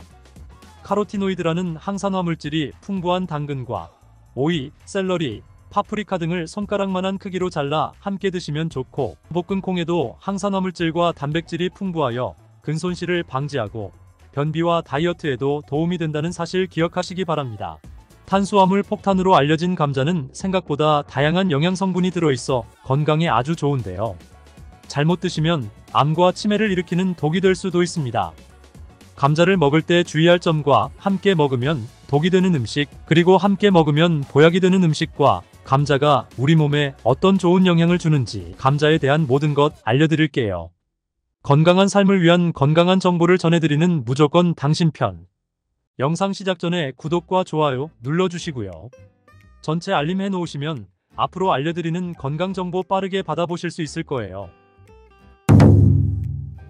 삶아 먹고, 데쳐 먹고, 튀김으로 먹고, 볶아 먹고, 전으로도 부쳐 먹고 정말 다양하게 먹는 채소가 바로 감자인데요. 건강에 좋은 감자도 잘 알고 드셔야겠죠? 먼저 감자 드실 때 무엇과 함께 먹으면 안 되고 주의해야 될 점은 무엇이 있을까요? 감자는 바나나와 함께 드시면 안 됩니다. 풍부한 식이섬유로 포만감을 높이는데 도움이 되는 바나나는 다이어트 식품으로 요즘 인기가 많아지고 있습니다. 감자에는 심장과 혈관 건강에 좋은 영양소가 풍부하게 함유되어 있습니다. 소금, 나트륨을 많이 드시면 고혈압이 발생할 위험이 높아지고 혈관 건강에 나쁘다는 사실은 알고 계시죠? 그렇기 때문에 나트륨의 섭취량을 줄이는 것이 매우 중요한 것이죠. 그리고 이미 섭취한 나트륨을 몸 밖으로 배출시켜주는 것도 매우 중요한데요. 그 역할을 해주는 것이 바로 칼륨이랍니다. 감자에는 다양한 영양소뿐 아니라 칼륨도 많이 들어있습니다. 풍부한 칼륨이 혈관을 확장시켜주고 나트륨뿐만 아니라 노폐물까지 원활하게 잘 배출시켜주는 역할을 해줍니다. 이런 효능으로 감자만 잘 드셔도 고혈압, 고지혈증뿐만 아니라 동맥경화와 뇌졸중과 같은 심혈관 질환을 예방하는 데 많은 도움을 받을 수 있습니다. 그런데 문제는 바로 바나나에도 칼륨의 함량이 상당히 높다는 것인데요. 칼륨이 혈관 건강에 도움이 되는 것은 맞지만 과하게 섭취하게 되면 오히려 문제가 생기게 됩니다. 혈관 내에 칼륨의 농도가 높아지면 근육과 신경이 과하게 이완되는 증상이 나타나고 근육이 마비되는 증상과 손발이 저리고 심하면 부정맥과 저혈압이 나타날 수 있습니다. 앞으로는 감자와 바나나를 함께 드시기보다는 두세 시간의 간격을 두고 드시거나 다른 식사 시간에 드시길 바랍니다. 또한 감자의 풍부한 칼륨은 혈액이 산성화되어 우리 몸을 손상시키는 현상도 예방해 줄 수 있는데요. 칼륨이 바로 알칼리성 성분이기 때문이죠.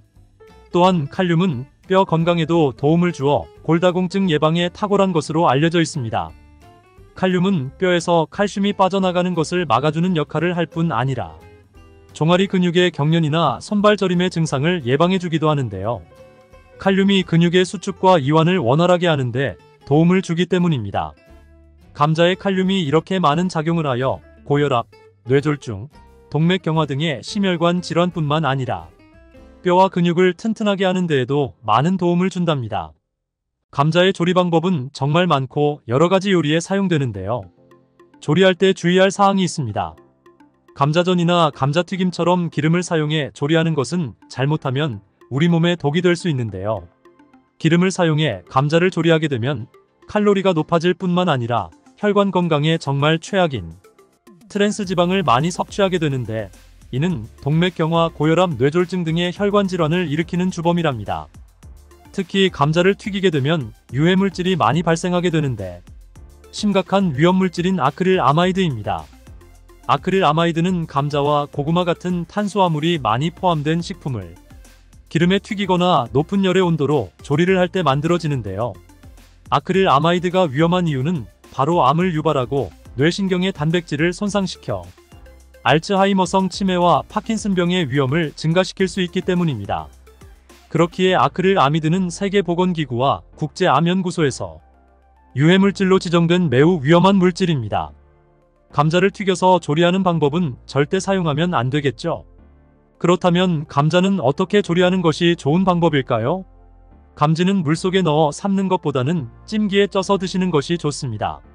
감자에는 클로로겐산이라고 하는 폴리페놀 성분이 많이 들어가 있는데 폴리페놀이라는 성분은 우리 몸에 좋은 작용을 많이 하게 됩니다. 강력한 항산화 물질인 폴리페놀은 혈관 내 활성산소를 제거하여 세포가 손상되는 것을 막아주어 노화를 예방할 수 있고 세포가 변형되고 염증이 지속적으로 발행되어 암세포가 생성되는 상황을 미리미리 예방해 줄 수 있습니다. 또한 혈관을 건강하게 유지하는 데 도움을 주어 여러 심장질환을 예방해 줄 수도 있습니다. 혈관뿐만 아니라 피부에도 좋은 영향을 주는데요.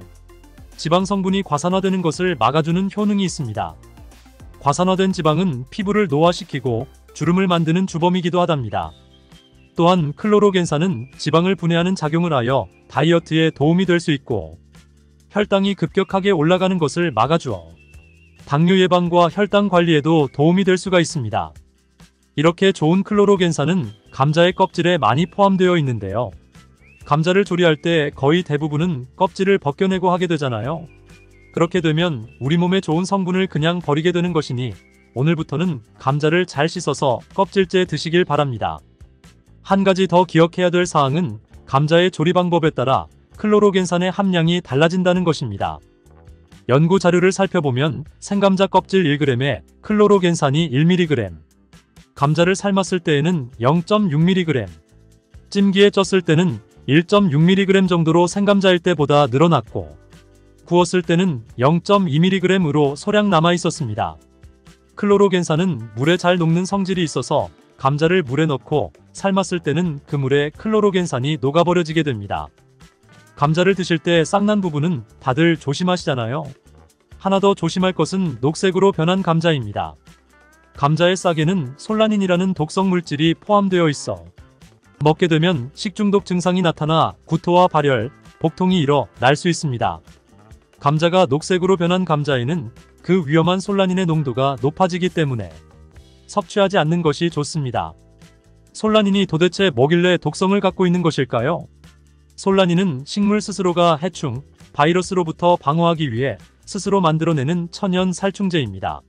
솔라닌의 독성은 매우 강력하기 때문에 조금만 먹어도 식중독 증상을 일으켜 복통과 두통, 구토 증세가 나타날 수 있고 심하면 호흡 곤란이 나타나 매우 위험할 수 있습니다. 솔라닌은 285도 이상의 고온으로 가열해야 독성이 사라지기 때문에 물에 넣고 아무리 삶아도 100도 이상 올라가지 않기 때문에 솔라닌의 독소는 없어지지 않습니다.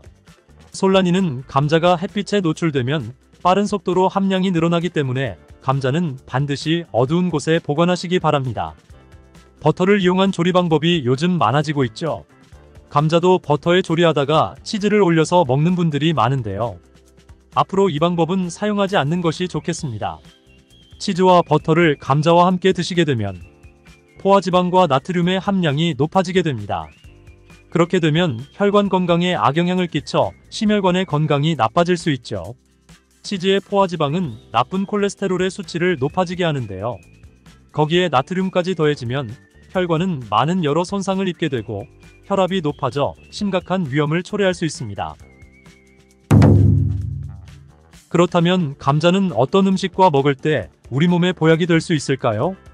감자와 우유를 함께 먹으면 시너지가 폭발하여 우리 몸에 보약이 될 수 있습니다. 감자는 탄수화물뿐만 아니라 양질의 단백질도 풍부하여 단백질 공급원으로도 손색이 없습니다. 감자의 단백질은 우유와 계란에 이어 흡수율이 높을 뿐만 아니라 콩에 함유된 단백질보다도 좋은 단백질로 평가받고 있습니다. 우유에는 지방과 비타민 A, 그리고 칼슘이 풍부하여 감자의 부족한 영양 성분을 보완해줍니다. 또 감자의 풍부한 비타민C는 우유의 부족한 영양 성분을 보완해 줄 수 있죠. 감자에는 각종 비타민이 정말 많이 들어있는데요. 그 중에서도 특히 비타민C의 함량이 놀라울 정도로 많이 들어있습니다.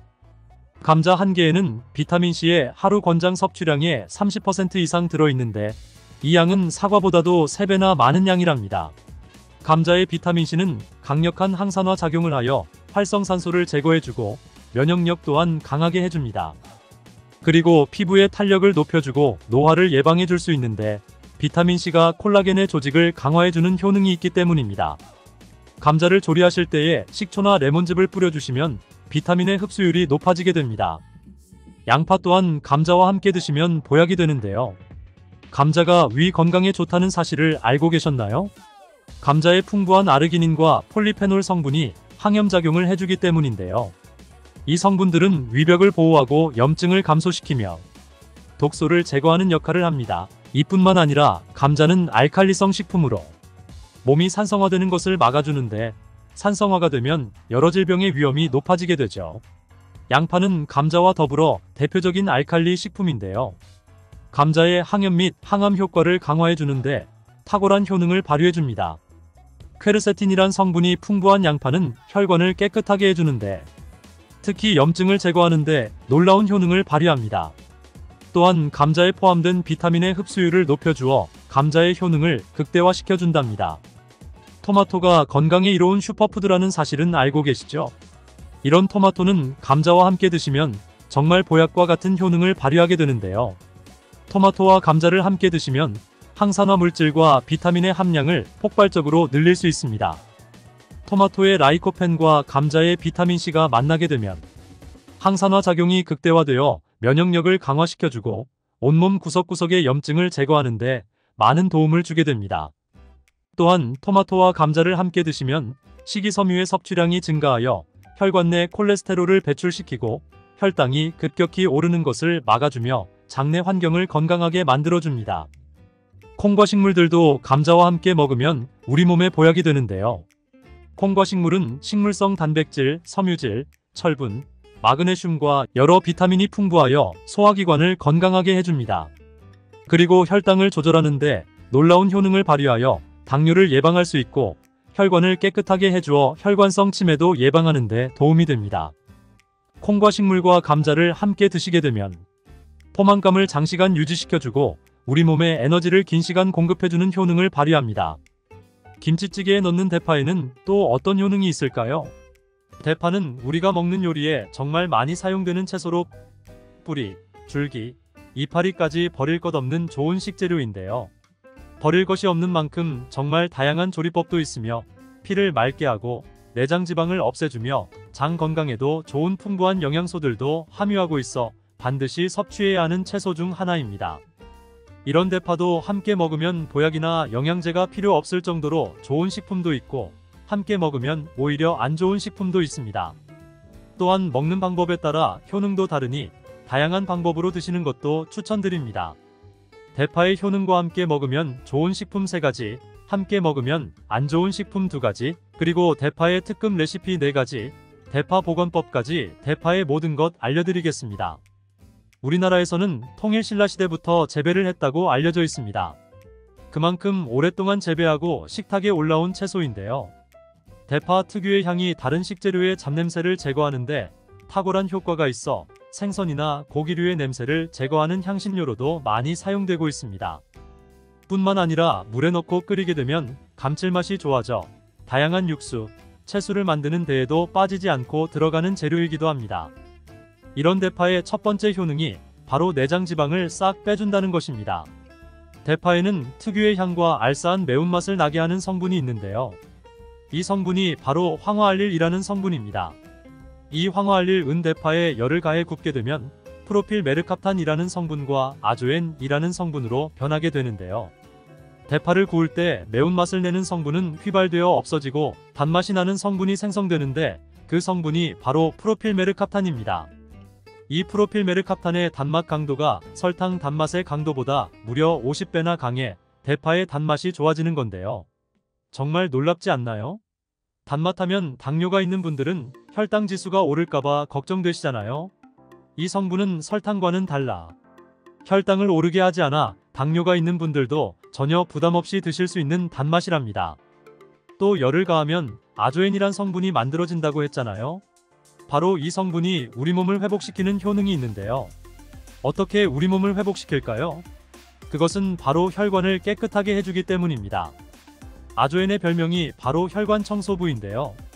혈관의 나쁜 콜레스테롤을 제거하고 혈액이 뭉치는 혈전 생성을 방지해줍니다. 혈관도 확장해줘 혈액순환을 원활하게 해주는 역할도 해준답니다. 이런 효능으로 신진대사를 원활하게 해주고 동맥경화, 고지혈증, 고혈압 등의 심혈관 질환을 예방하는 데에도 도움을 줄 수 있습니다. 뿐만 아니라 내장지방을 분해해 몸 밖으로 배출시켜주는 효능이 있어 건강뿐 아니라 다이어트에까지 도움을 최근에는 다이어트 식품으로도 많이 활용되고 있습니다. 그리고 대파의 녹색 부분에는 베타카로틴이 풍부한데요. 이 성분이 바로 강력한 항산화 물질입니다. 이 베타카로틴은 우리 몸속의 활성산소를 제거하여 노화를 방지해주고 피부의 탄력을 유지하며 주름을 예방하는 효능도 탁월하여 피부 미용에도 좋은 영양소입니다. 그리고 면역세포의 기능을 강화해 주어 감기나 독감 등의 질병을 예방하고 알레르기 반응을 억제해주는 효과도 있답니다. 또한 베타카로틴은 눈의 피로도 해소해 주는데요. 시력을 보호하고 야맹증과 안구건조증을 예방하는 데에도 도움을 줄 수 있습니다.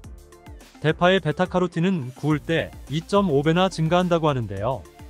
이런 대파의 효능을 극대화해 먹을 수 있는 방법이 있습니다. 대파의 특급 레시피 소개해 드리겠습니다. 우선 대파를 깨끗하게 씻어 주시고요. 대파를 5cm 정도로 잘라줍니다. 대파를 반으로 갈라주셔도 되고 그냥 사용하셔도 됩니다. 기름을 두르지 않은 팬에 대파를 올려 구워주시는데 앞뒤로 골고루 약간 탄 것 같이 잘 구워줍니다. 이제 장을 만들어 줄 건데요. 물을 2컵 넣어 주시고요. 간장을 반컵 넣어 줍니다. 고춧가루 1스푼 넣어 주시고요. 참기름 1스푼 넣어 줍니다. 이렇게 넣고 한번 끓여 주시고 다 끓고 나면 식초를 반스푼 넣어 주시면 됩니다. 이렇게 만들어진 양념장을 구운 파를 넣은 그릇에 붓고 하루 정도 숙성시켜서 드시면 됩니다. 물론 바로 드셔도 되지만 숙성시켜 드시면 더욱 맛있는 대파 요리를 드실 수 있습니다. 대파의 뿌리는 특히 채소, 육수를 만드실 때 많이 사용하시잖아요. 대파의 뿌리에는 알리신이라는 성분이 풍부하게 함유되어 있는데요. 이 알리신은 우리 몸을 따뜻하게 열을 올려주는 역할을 하고 혈액순환을 원활하게 해주어 신경을 안정화시켜주기까지 합니다. 이렇게 신경을 안정시켜주는 효능으로 불면증도 완화해주어 잘 때 머리맡에 두고 주무시는 분들도 계십니다. 알리신 몸에 열을 내주는 효능으로 기침 감기와 가래를 완화시켜주는 데에도 도움을 주며 항균 항암 효과도 있어 각종 바이러스와 암세포를 억제해 주어 암을 예방하는 데에도 탁월한 효능을 발휘합니다.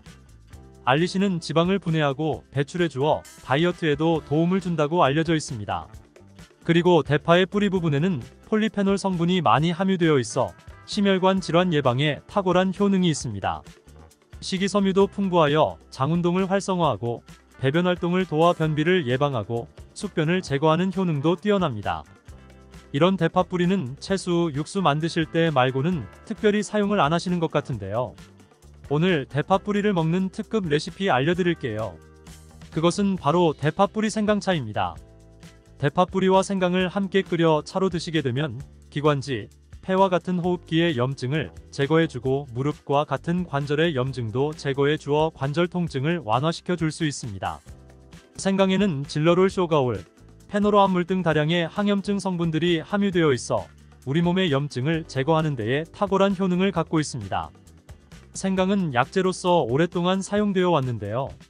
최근에도 계속해서 새로운 효능이 발견되고 있을 정도로 약성이 아주 좋은 식품입니다. 최근 한 연구 결과에 따르면 생강에는 소염 진통제로 많이 사용되는 이부프로펜과 비슷한 항염증 효과가 있고 류마티스 관절염을 완화시키는 데에도 효과가 있는 것으로 밝혀졌습니다. 이런 생강을 먼저 물에 넣고 끓여줍니다. 처음에 강불로 해주시고 끓기 시작하면 중불로 줄여 20분 정도 끓여줍니다. 그 후 대파 뿌리도 넣고 3분 정도 끓여주시면 됩니다. 이렇게 끓인 물을 생강과 대파 뿌리는 건져주시고 따뜻할 때 드셔도 좋고요. 냉장고에 넣고 시원하게 드셔도 됩니다. 이렇게 대파 뿌리와 생강을 함께 끓여 차로 드시면 효과를 극대화할 수 있는데요. 다만 평소에 소화가 잘 안 되시고 위가 약하신 분들은 이렇게 끓인 대파 뿌리 생강차에 물을 섞어 연하게 드시는 것을 추천드립니다. 이렇게 해서 하루에 한두 번 꾸준히 드신다면 요즘 같은 겨울철에 감기 걱정도 없고 염증을 완화시켜 관절염으로 인한 통증도 줄일 수 있을 거예요. 대파와 함께 드시면 보약이 되는 좋은 식품에는 무도 있습니다. 지난번 영상에서 겨울무는 동삼, 겨울의 산삼이라고 알려드렸잖아요. 물을 말린 무말랭이로 드시면 무의 좋은 성분들을 농축하여 드실 수 있다고 했는데요.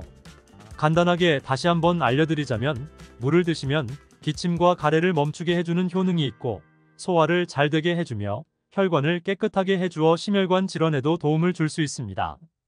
또한 칼슘의 함량이 높아 골다공증을 예방하고 뼈 건강을 좋게 하는 탁월한 효능이 있습니다. 그리고 해독작용도 뛰어나고 혈당 조절을 해주어 당뇨를 예방하는 데에도 도움을 줄 수 있습니다. 이렇게 좋은 물을 대파와 함께 드시면 그 효능이 극대화될 수 있는데요. 특히 혈액을 깨끗하게 해주어 심혈관 질환을 예방하며 당뇨를 예방해 줄 뿐 아니라 당뇨합병증을 완화시켜 주는 데에도 탁월한 도움을 받을 수 있습니다. 대파를 넣은 무말랭이 무침을 만들어 드시면 오독오독한 무말랭이의 식감도 좋고 입맛도 좋게 하는 반찬으로도 정말 좋으니 꼭 대파 무말랭이 무침도 만들어 드시길 바랍니다. 대파와 함께 드시면 보약이 되는 음식 세 번째는 바로 두부입니다. 날씨가 추워지면서 몸이 움츠러들고 피로감이 쌓여 만성피로로 항상 몸이 지쳐있는 분들 계신가요? 그런 분들에게 정말 좋은 음식 대파 두부 조림 알려드릴게요. 대파와 두부가 만나면 우리 몸에 에너지를 공급하여 활력이 넘치도록 도와줍니다. 그 이유는 바로 대파의 알리신 성분과 두부의 비타민 B1이 만나면 알리티아민으로 전환이 되는데요. 이 알리티아민이 비타민의 체내 흡수율을 높여주고 신진대사를 촉진해 주어 우리 몸의 피로를 회복하고 에너지를 불어넣어 주기 때문입니다. 비타민C 하면 생각나는 과일 있으신가요? 아마도 사과가 많이 떠오르실 텐데요. 대파의 줄기에는 사과보다 비타민C가 무려 5배 이상 함유되어 있답니다. 바로 이 대파의 줄기 부분에 많은 비타민C는 피로의 원인인 젖산의 분비를 억제하고 제거하는데 도움을 주기 때문에 피로회복에도 도움을 주고 면역력을 강화시켜 주는 데에도 탁월한 효능이 있는 것입니다. 대파 두부 조림 맛있게 만들어 드시는 특급 레시피 알려드릴게요. 먼저 잘 씻은 대파를 어슷썰기로 썰어 주시고요. 두부는 정사각형으로 깍둑 썰기를 해줍니다. 먼저 두부를 기름을 두른 팬에 구워주시고요. 노릇노릇해지면 썰어놓은 대파를 넣어줍니다. 간장을 2스푼 넣어주시고요. 고소한 참깨도 뿌려서 잘 익혀주시면 대파 두부 조림 완성입니다. 정말 맛있겠죠? 이렇게 만든 대파 두부 조림을 드시고 더 이상 몸 움츠리지 마시고 활력 넘치는 하루하루 보내시길 바랍니다. 대파와 함께 드시면 보약이 되는 음식 4번째 알려드릴게요. 그것은 바로 대파 팽이버섯 부침입니다. 팽이버섯은 버섯 중에서도 버섯키토산의 성분이 가장 많이 함유하고 있을 뿐만 아니라 식이섬유가 정말 풍부하게 함유되어 있는데요. 버섯키토산은 혈액 속의 지방을 분해하고 콜레스테롤을 제거해 고혈압, 동백경화, 심장병 같은 심혈관 질환을 예방할 뿐만 아니라 체내의 지방을 흡착하여 배출시켜주어 내장 지방을 줄여주는 데에도 탁월한 효능이 있습니다. 또한 버섯키토산은 체내의 중금속의 배출을 돕고 간 건강을 돕는 효능도 있다고 알려져 있습니다. 또한 풍부한 식이섬유로 인해 배변 활동을 도와 숙변을 제거하는 데에도 탁월한 효능이 있습니다. 하지만 팽이버섯의 세포벽은 단단하기 때문에 그냥 드시게 되면 성분을 흡수하지 못하는데요. 열을 가하게 되면 세포벽은 깨지고 영양성분의 흡수율을 높일 수 있습니다. 이런 팽이버섯과 대파를 함께 드시게 되면 내장 지방을 제거하고 혈관을 깨끗하게 하는 데에 탁월한 음식이 되는데요. 먼저 팽이버섯의 밑둥은 잘라버리시고요. 팽이버섯을 적당한 크기로 잘 썰어줍니다. 그리고 흐르는 물에 잘 씻어줍니다. 그리고 대파는 어슷썰기로 잘게 잘 썰어주시고요. 적당한 용기에 계란을 풀어주시고요. 팽이버섯과 대파를 넣어 잘 섞어주고 소금 한 꼬집 넣어 간을 해줍니다. 이제 잘 달족인 팬에 기름을 두르고 부쳐주시면 됩니다. 정말 쉽죠? 이렇게 좋은 대파도 함께 드시면 안 되는 음식이 있습니다. 대파와 함께 드시면 안 되는 음식 첫 번째는 바로 꿀입니다. 대파와 꿀은 두 가지 다 몸에 열을 올려주는 효능이 있습니다. 한의학에서는 대파와 꿀을 함께 먹으면 위장에 탈이 나고 더부룩한 현상이 나타날 수 있는데요. 대파와 꿀을 함께 먹으면 위에서 소화액 분비를 억제하여 소화불량을 유발할 수 있기 때문입니다. 또한 꿀은 알레르기 반응을 일으킬 수 있는데 대파와 함께 먹으면 그 알레르기 반응이 더욱 악화될 수 있는 영향이 있습니다. 꼭 기억하셔서 대파와 꿀은 함께 드시지 않기를 바랍니다. 또 대파와 함께 드시면 안 되는 음식은 미역입니다. 미역과 파 둘 다 알긴산이라는 성분이 있는데 이 알긴산은 미끌거리는 식감이 있습니다. 함께 드시게 되면 식감이 안 좋은 이유도 있지만 식감보다도 더 중요한 이유가 있습니다. 그것은 파에는 인과 유황 성분이 있는데요. 미역과 파를 함께 드시게 되면 파의 인과 유황 성분이 미역에 함유된 칼슘의 흡수를 방해하게 됩니다. 미역에는 칼슘 함량이 높아 골다공증 예방에 좋은 효능이 있는데 이 효능을 전혀 누리지 못하게 되는 것입니다.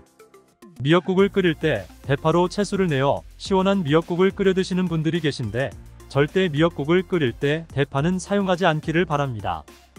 대파를 한 단 사면 양이 많아 한 번에 드시지 못하는 경우가 많은데요. 대파 보관하는 방법 알려드리겠습니다.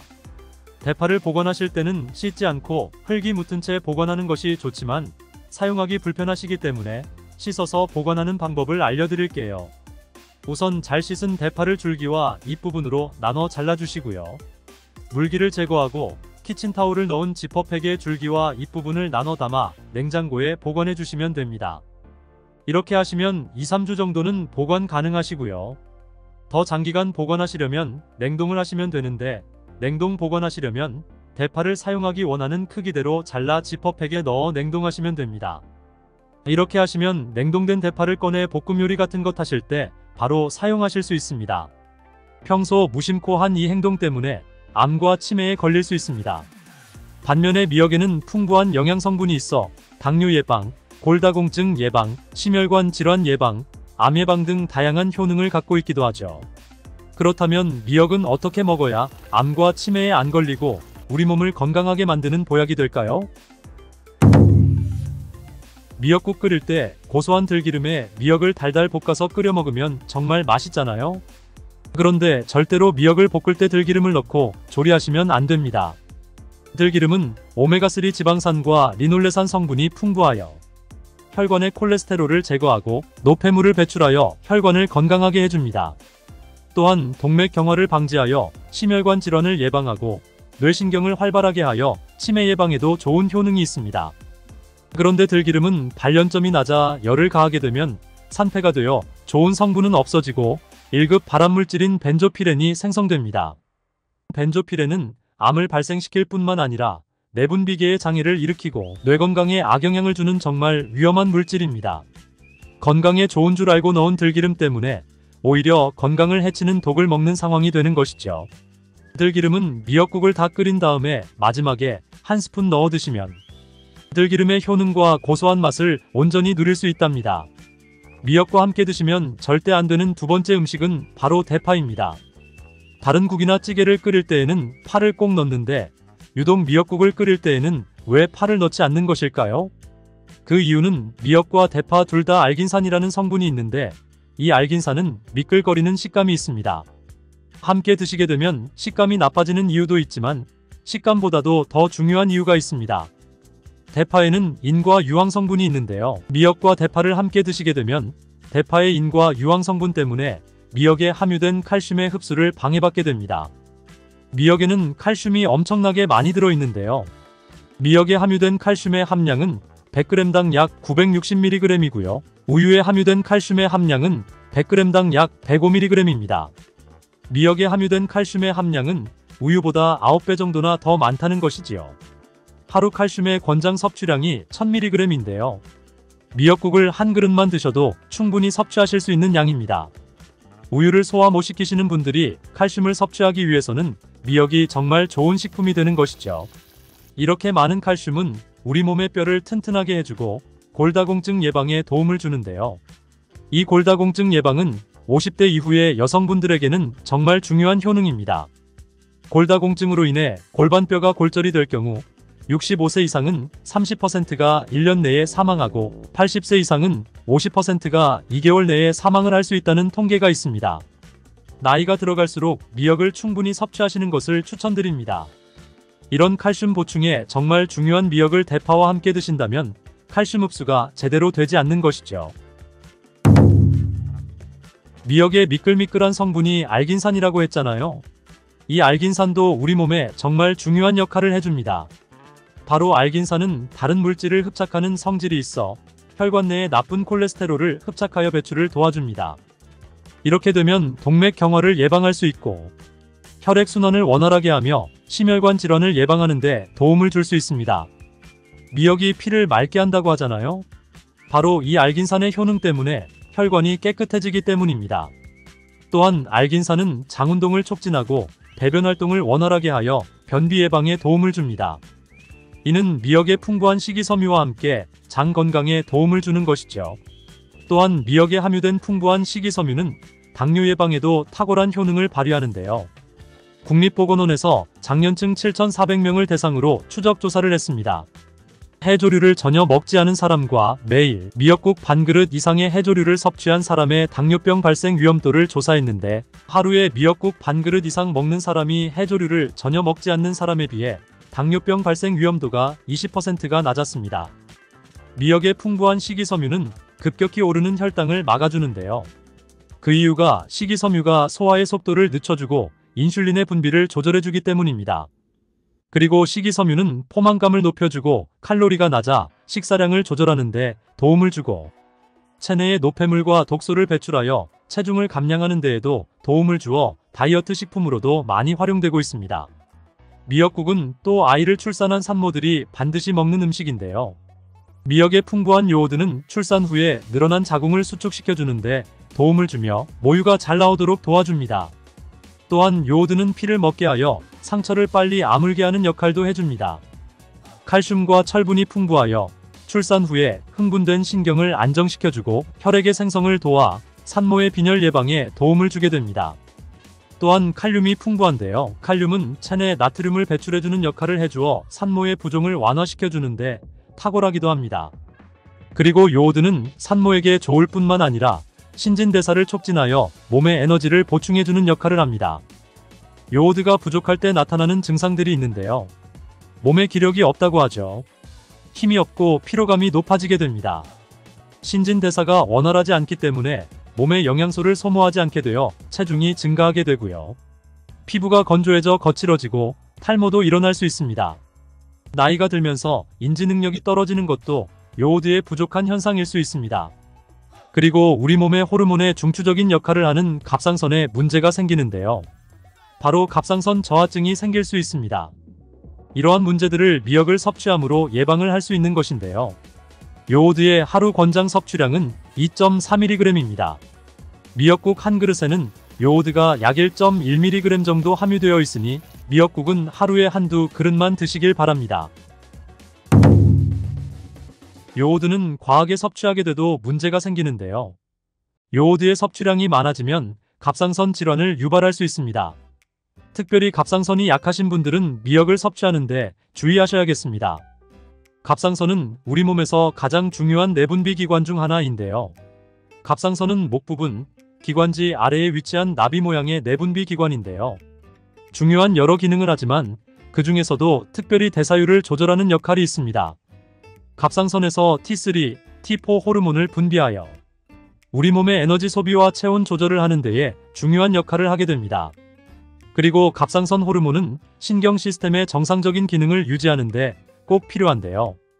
이 호르몬이 제대로 분비가 되지 않아 수치가 너무 높거나 낮게 되면 우울증, 불안 증세, 기억력 감퇴 등의 문제가 발생할 수 있습니다. 이 갑상선 호르몬 중에 요오드가 있는데요. 요오드가 부족하면 조금 전에 말씀드린 여러 증상뿐만 아니라 세계보건기구에서는 요오드가 부족하면 뇌세포가 손상되고 치매가 발생할 수도 있다고 보고하고 있습니다. 갑상선 저하증이나 항진증이 있는 분들이 요오드가 많은 미역을 많이 드시면 오히려 건강을 더 해칠 수 있습니다. 건강하신 분들은 미역을 많이 드셔도 호르몬 조절이 되어 문제가 없지만 갑상선에 문제가 있어 호르몬 조절이 잘 안 되는 분들은 이 요오드의 수치가 높아지게 되면 체내에 활성산소가 증가하게 되어 염증을 일으키고 갑상선염을 유발하고 심해지면 갑상선암으로 발전시킬 수도 있습니다. 따라서 갑상선에 문제가 있는 분들은 미역을 드실 때 주의하셔야 합니다. 날이 갈수록 암의 발명률이 높아지고 있어 암에 대한 관심도가 높아지는 것이 사실이죠. 미역에는 강력한 항암 효과가 있어 건강식품으로 아주 좋은데요. 미역에는 요오드와 식이섬유, 칼슘, 비타민 등 많은 영양소가 있다고 했잖아요. 그런 것들보다 훨씬 중요한 것이 있습니다. 바로 후코이단이라는 성분인데요. 이 성분이 바로 강력한 항암작용을 한다고 알려져 있습니다. 후코이단 성분은 미역의 줄기보다 미역귀에 7배나 많이 들어있어 요즘에 미역귀가 항암식품으로 많이 알려지고 있습니다. 이 후코이단은 암세포가 스스로 사멸되도록 유도하는 효능이 있습니다. 이러한 효능으로 암세포가 생기는 것을 막아주고 전이 되는 것도 방지할 수 있는 것이죠. 후코이단은 특히 폐암, 간암, 대장암, 유방암, 백혈병에 효능이 좋다고 입증된 논문들이 발표되기도 했습니다. 후코이단은 항암작용 외에도 콜레스테롤이 혈관에 흡착되지 않도록 막아주고 혈류를 원활하게 해주어 혈관을 건강하게 해주는 역할을 해줍니다. 이렇게 혈관을 깨끗하게 해주어 뇌졸중과 뇌경색, 심근경색 등의 심혈관 질환도 예방할 수 있습니다. 미역귀와 함께 토마토를 드시면 항암 효과를 극대화할 수 있는데요. 토마토가 채소의 왕으로 불리며 우리 몸에 정말 좋다는 사실은 알고 계시지요? 토마토에는 라이코펜이라는 항산화 성분이 풍부하게 함유되어 있습니다. 라이코펜은 강력한 항산화 작용으로 몸 안의 활성산소를 제거하여 혈관을 건강하게 하고 염증을 제거하여 노화를 예방할 뿐 아니라 미역의 후코이단과 만나 암세포를 제거하는 강력한 항암작용을 하게 된답니다. 미역과 함께 드시면 효과가 극대화되는 음식으로는 두부가 있습니다. 콩으로 만든 두부는 식물성 단백질이 풍부하여 건강식품으로 우리 식탁에 정말 많이 올라오죠. 두부에는 단백질뿐만 아니라 사포닌 성분도 풍부하게 함유되어 있습니다. 사포닌은 인삼, 홍삼, 더덕 등에도 풍부하게 함유되어 있는 성분인데요. 이 사포닌은 면역력을 강화하고 체내의 활성산소를 제거하여 노화를 방지하고 항암작용도 하여 암을 예방하기도 하는 정말 기적과 같은 성분입니다. 그런데 이 사포닌의 단점이 있는데요. 바로 체내에 요오드를 배출하여 요오드 결핍이 있는 분들은 주의하셔야 하는데, 미역과 함께 드신다면 미역에 함유된 풍부한 요오드와 사포닌의 만남으로 미역의 섭취로 과다할 수 있는 요오드의 양을 두부의 사포닌이 배출시켜 주어 걱정 없이 드실 수 있게 되는 것이죠. 칼슘은 뼈를 튼튼하게 만들어준다고 상식적으로 알고 계시잖아요.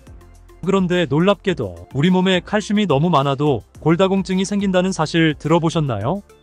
칼슘이 풍부한 우유를 많이 마시는 덴마크나 스웨덴 같은 나라에서 골다공증이 많다고 합니다. 많은 칼슘이 오히려 혈관이나 심장에 쌓여서 건강을 해치게 되는데요. 그렇다고 칼슘이 많은 음식을 안 먹을 수도 없고 어떻게 해야 할까요? 걱정하지 마세요. 해결책 바로 알려드릴게요. 그것은 바로 계란과 함께 드신다면 해결됩니다. 계란에 들어있는 다양한 영양성분이 오스테오칼신이라는 호르몬을 활성화시켜주는데, 이 호르몬은 뼈를 강화하고 칼슘이 뼈 속으로 제대로 흡수할 수 있도록 도와줍니다. 미역과 계란을 함께 섭취하면 우리 몸의 pH 균형을 잡아주는데도 중요한 역할을 해줍니다. 미역은 알칼리성 식품이고 계란은 산성 식품으로 같이 섭취하면 약 알칼리성 상태로 유지시켜줍니다. 게다가 소화에도 좋고 미역은 단백질과 잘 어울리니 계란과 함께 먹으면 소화도 잘 되고 우리 몸의 흡수도 잘 된답니다. 포도를 다 먹고 남은 포도송이 가지 그냥 버리고 계신가요? 한국식품의약품안전처에서 발표했습니다. 2024년 1월 16일부터 오메가3가 함유된 전문의약품 등 영양제 제품의 주의사항에 심방세동 위험 증가라는 문구를 삽입해야 합니다. 아니, 이게 도대체 무슨 일일까요? 오메가3가 몸에 좋다고 해서 지금도 먹고 계신 분들이 정말 많을 텐데요. 오메가3는 대표적으로 혈관을 깨끗하게 해준다고 해서 꼭 챙겨 드시는 영양제 중 하나인데요. 이런 오메가3에 어떤 문제가 생겨서 식품의약품안전처에서 저런 조치를 취했는지 그 내용을 정확하게 알려드리겠습니다. 그리고 오메가3에는 어떤 효능이 있는지, 어떤 부작용이 있는지, 요즘 오메가3를 먹어도 아무 소용없다는 소문이 있는데 정말 그런 것인지에 대해서도 알아보겠습니다. 우리나라 제약바이오 기업 광동제약, 제일약품, 안국유팜, 알리코제약 등 총 59개사의 93개 품목에 심방세동 위험 증가라는 문구를 제품 주의사항에 추가하라고 식약처에서 명령했습니다. 이렇게 된 이유는 먼저 유럽의약품청이 오메가3로 인한 심방세동 부작용의 가능성을 공식적으로 인정한 여파입니다. 심방세동은 심장의 심박 내에서 발생하는 빠르고 불규칙한 전기 신호인데요. 가장 흔한 부정맥의 한 종류입니다. 심방세동이 나타나면 심장 내의 혈액에서 응고된 핏덩어리인 혈전이 생길 수 있고, 이 혈전이 뇌의 혈관으로 올라가게 되면 뇌졸중을 일으킬 수 있습니다. 실제로 심방세동 환자의 30%는 일생 동안 한 번 이상의 뇌졸중을 경험하는 것으로 알려져 있습니다. 뇌졸중이라니 정말 무서운데요. 그런데 내용을 자세히 살펴보면 심혈관 질환 또는 심혈관계 위험인자가 있는 환자에서 오메가3의 용량에 따라 심방세동 위험 증가가 확인됐다라는 것입니다. 즉, 오메가3를 먹으면 무조건 이런 부작용이 나타난다는 것은 아닙니다. 그리고 2023년 8월에 발표된 미국 심장학회지의 내용을 보면 오메가3의 부작용에 대한 내용이 일반인을 대상으로 한 것이 아니라 만성관상동맥 질환을 갖고 있는 사람에 대한 가이드라인이었습니다. 중앙대병원의 변경민 교수는 최근 여러 연구에서 오메가3의 고용량에 의한 심방세동의 발생은 명확하지 않고 당장 복용을 중단할 필요는 없다고 의견을 제시하기도 했습니다. 그리고 문제가 될 수 있는 것도 오메가3를 과다하게 고용량으로 복용할 때입니다. 보통은 하루에 500에서 2000mg을 넘지 않는데 하루에 4000mg 이상 복용할 시에는 심방세동 위험이 발생할 수 있다는 것입니다. 이러한 내용을 바탕으로 보면 오메가3로 인한 심장세동의 부작용은 아무한테나 나타나는 것이 아니라는 것이지요. 언론에서 기사를 너무 자극적으로 표현을 하고 이 내용이 전달되면서 과장되거나 잘못 전달되어 오메가3는 먹으면 안 된다거나 부작용이 있으니 먹지 말라는 소문이 난 것 같습니다. 그렇다면 오메가3는 도대체 무엇이고 또 어떤 효능이 있을까요? 오메가3는 우리 몸에 반드시 필요한 성분이지만 체내에서 자체적으로 만들어지지 않는 필수 지방산으로서 불포화 지방산의 한 종류입니다. 우리 몸에서 오메가3 지방산은 세포막을 구성하는 중요한 성분인데요. 오메가3에는 많이 들어보신 DHA와 EPA, 그리고 알파-리놀렌산인 ALA가 있습니다. 즉, 오메가3 지방산은 하나의 성분만을 말하는 것이 아니라 비타민처럼 여러 종류가 있는 것이지요.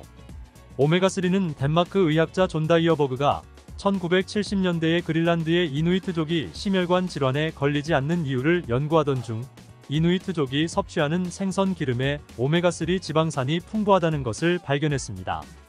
그 후 미국 국립보건원이 1990년대에 오메가3 지방산이 심혈관 질환 예방에 효과가 있다는 연구 결과를 발표하면서 오메가3 지방산이 대중적으로 알려지기 시작했습니다.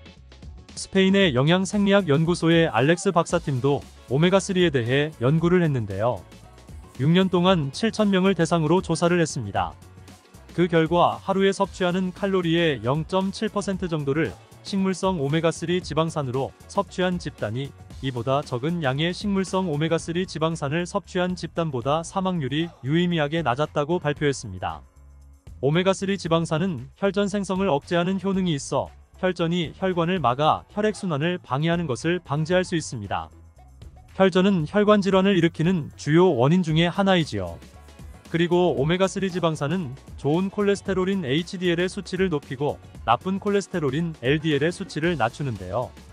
콜레스테롤이 전부 나쁜 것은 아닙니다. HDL 콜레스테롤은 혈관을 깨끗하게 청소하는 역할을 하고 LDL 콜레스테롤은 혈관을 막아 혈액순환을 방해하는 역할을 하는 것입니다.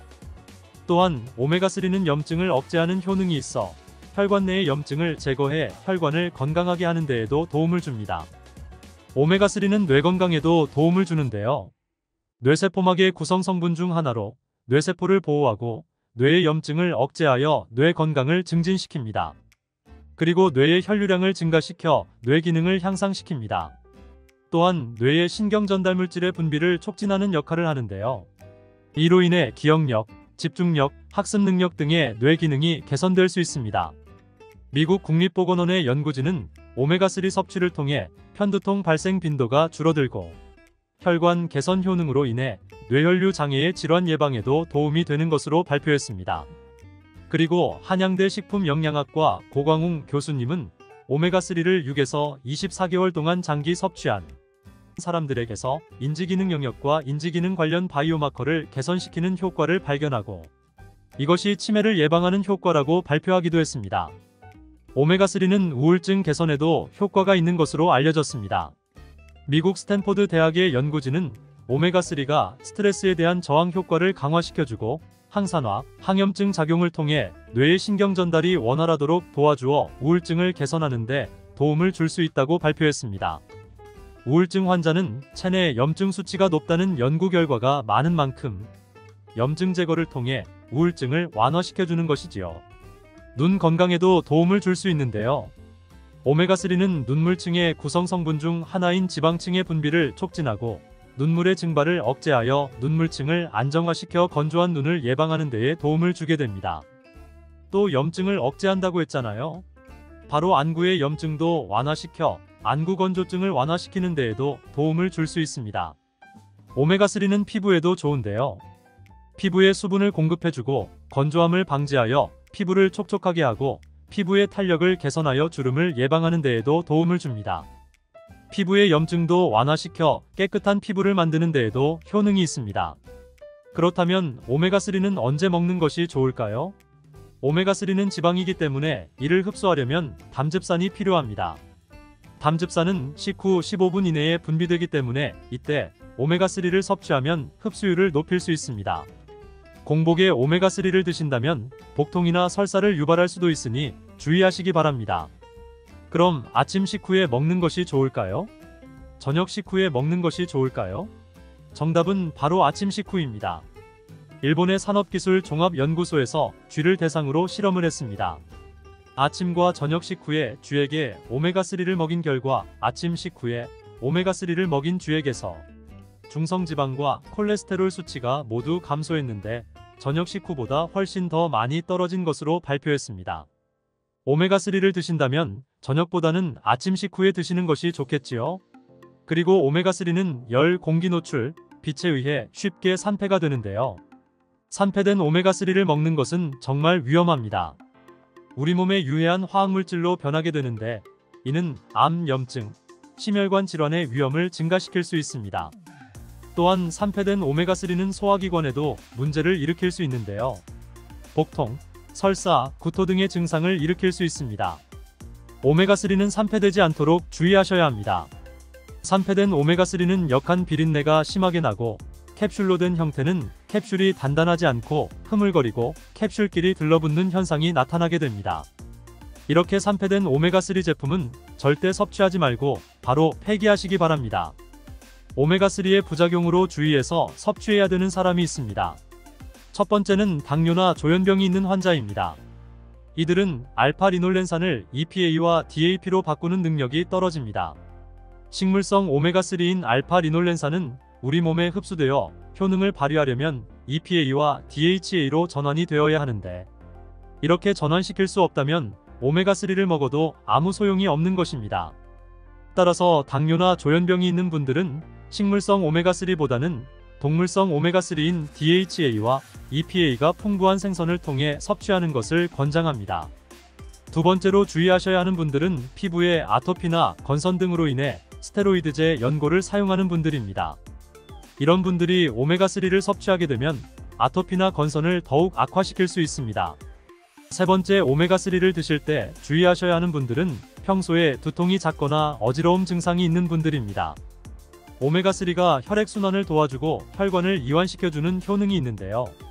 이런 효능 때문에 어지러움 증상이나 두통이 오히려 심해질 수 있다고 합니다. 네 번째는 저혈압이 있는 분들이나 연세가 많은 분들은 오메가3를 주의해서 섭취해야 합니다. 이런 분들은 오메가3 섭취 후에 몸에 멍이 생기거나 잇몸에 출혈이 생기는 증상이 발생할 수 있고 안구에 실핏줄이 터져 피가 고인 것 같은 증상이 나타날 수 있습니다.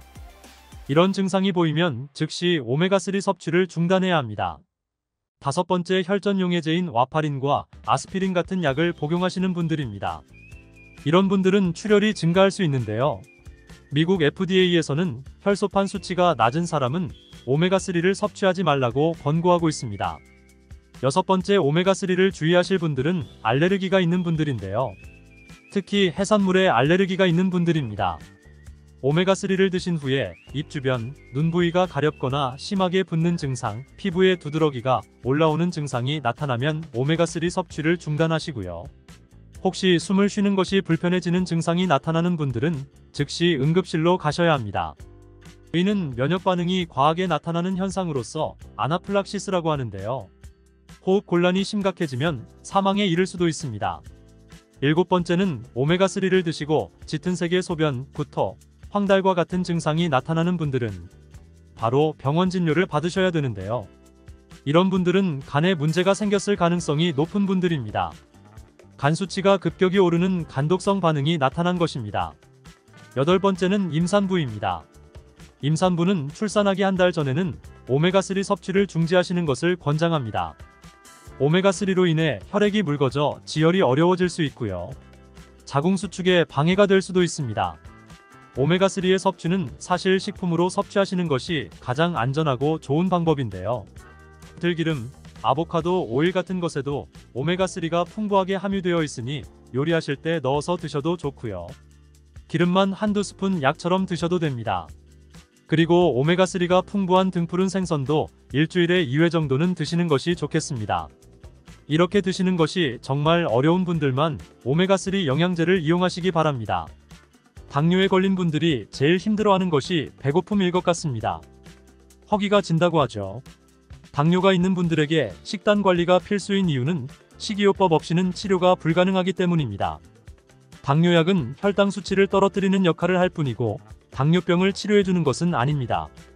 그렇기 때문에 당뇨가 있는 분들이 식이요법을 시작하게 되면 먹지 말라는 음식도 너무 많고 맛있고 기름진 음식도 안 되고 밥을 많이 먹어도 안 된다고 하니 먹어도 금방 허기가 지기 때문에 매우 고통스러워 하는데요.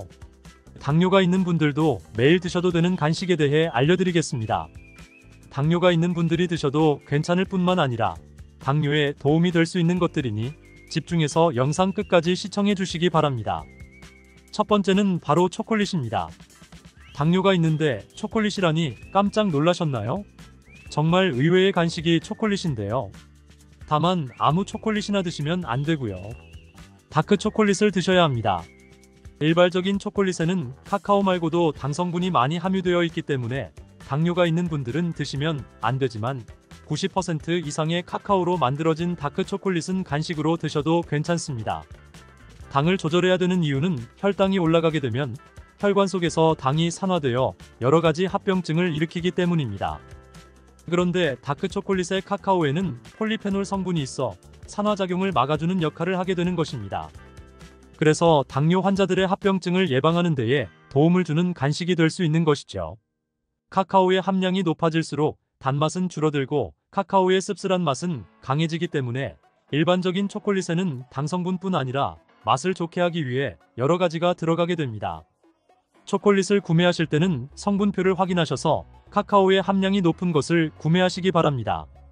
두 번째로 당뇨에 좋은 간식은 바로 삶은 계란입니다. 당뇨가 있는 분들은 특히 단백질의 섭취는 정말 중요한데요. 그 이유가 바로 근육 때문입니다. 중년 이후에 나이가 되면 근손실이 급격히 일어나게 되는데 근육이 많을수록 혈액 속의 당분 대사를 촉진할 수 있어 혈당 수치를 낮추는 데에 직접적인 도움을 주게 됩니다. 이 때문에 근육을 유지하는 것은 당뇨의 아주 중요한 부분입니다. 단백질의 섭취가 중요한 이유는 단백질 대사를 하기 위해서는 더 많은 에너지가 필요하며 인슐린 분비를 자극하지 않고 진행되기 때문에 당뇨가 있는 분들 뿐만 아니고 다이어트를 하는 분들에게도 도움이 된답니다. 계란 한 개에는 약 6g의 단백질이 함유되어 있고 탄수화물은 거의 없어 혈당을 낮추는데 도움이 되며 위에 머무르는 시간이 3시간 정도 되기 때문에 포만감이 오래 지속될 수 있습니다. 국내 연구진의 연구 결과 하루 3개 이상의 계란을 섭취한 사람은 그렇지 않은 사람에 비해 대사증후군에 걸릴 확률이 남자는 54%, 여자는 46% 낮았다고 합니다. 계란을 섭취하면 계란에 함유된 레시틴이란 성분과 여러 항산화 물질들이 인슐린 민감성을 개선하는 데 도움을 주기 때문에 당뇨에 도움이 되는 것입니다. 계란은 기름에 조리한 후라이보다는 삶은 것을 드시는 것을 권장하고요. 흰자만 먹는 것보다 노른자와 함께 드시는 것이 좋습니다. 계란의 영양소는 흰자보다 노른자에 훨씬 더 많이 함유되어 있기 때문입니다. 소화가 잘 되지 않는 분들은 흰자는 충분히 익혀 드시는 것이 좋고 노른자는 익히지 않고 드시는 것이 소화가 더 잘 된다는 것 기억하시기 바랍니다. 세 번째로 당뇨에 좋은 간식은 피스타치오입니다. 미국 당뇨병 협회의 학술지에 따르면 매일 57g의 피스타치오를 섭취한 당뇨 환자는 당 수치와 인슐린 감소에 도움이 된다고 발표했습니다. 피스타치오는 특히 임신성 당뇨를 예방하는 데 탁월한 효과를 보여 임산부의 혈당 수치 조절에 많은 도움을 주는 것으로 알려졌습니다. 다만 주의하실 것은 시중에 판매되는 피스타치오에 소금간이 되어 있는지를 확인하셔서 소금간이 되어 있지 않은 제품으로 구매하시기 바랍니다. 네 번째로 당뇨에 좋은 간식은 과일입니다. 당뇨가 있는 분들은 과당 때문에 대부분 과일을 먹으면 안 되는 것으로 알고 계신데요. 과일에 대한 오해 때문입니다. 과일의 당이 당뇨에 좋지 않다는 것은 사실이지만 과일도 잘만 드신다면 오히려 당뇨에 도움을 줄 수 있습니다. 다만 한 가지 조건은 정제된 당분을 섭취하지 않는 상황에서 천연당인 과일을 드셔야 한다는 것입니다. 과일 중에서도 블루베리가 특히 좋은데요. 블루베리의 보라색에는 안토시아닌이 풍부하게 함유되어 있습니다. 안토시아닌은 혈관에 있는 포도당을 근육에 저장시켜주고 간에서 포도당이 만들어지는 것을 억제시켜주어 혈당을 낮춰주는 작용을 해주게 됩니다. 미국의 당뇨병 협회는 블루베리를 당뇨병 슈퍼푸드라고 부르며 블루베리를 꾸준히 섭취하면 인슐린 감수성을 향상시키고 혈당을 낮추는 데 도움이 된다고 발표했습니다. 하루에 150g의 블루베리를 섭취한 실험군은 혈당 스파이크의 발생이 낮아졌고 인슐린 수치 또한 낮아진 것으로 확인되었다고 발표했습니다. 그리고 사과에는 펙틴이라는 식이섬유가 많이 함유되어 있는데요. 이 펙틴이라는 성분은 혈당을 낮춰주는 작용을 하여 천연당뇨약으로 불립니다. 사과는 껍질째 드시는 것이 좋은데요. 우리 몸에 좋은 영양성분이 껍질에 거의 다 함유되어 있기 때문입니다. 이외에도 신맛이 나는 과일들이 당뇨에 탁월한 효능을 발휘합니다.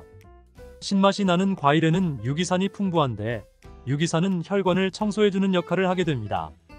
그리고 신맛 나는 과일에는 강력한 항산화제인 비타민C, 비타민 E, 셀레늄, 아연 등이 풍부하여 우리 몸 안의 염증을 치료해주고 산화된 혈관을 회복시켜주는 역할을 해줍니다.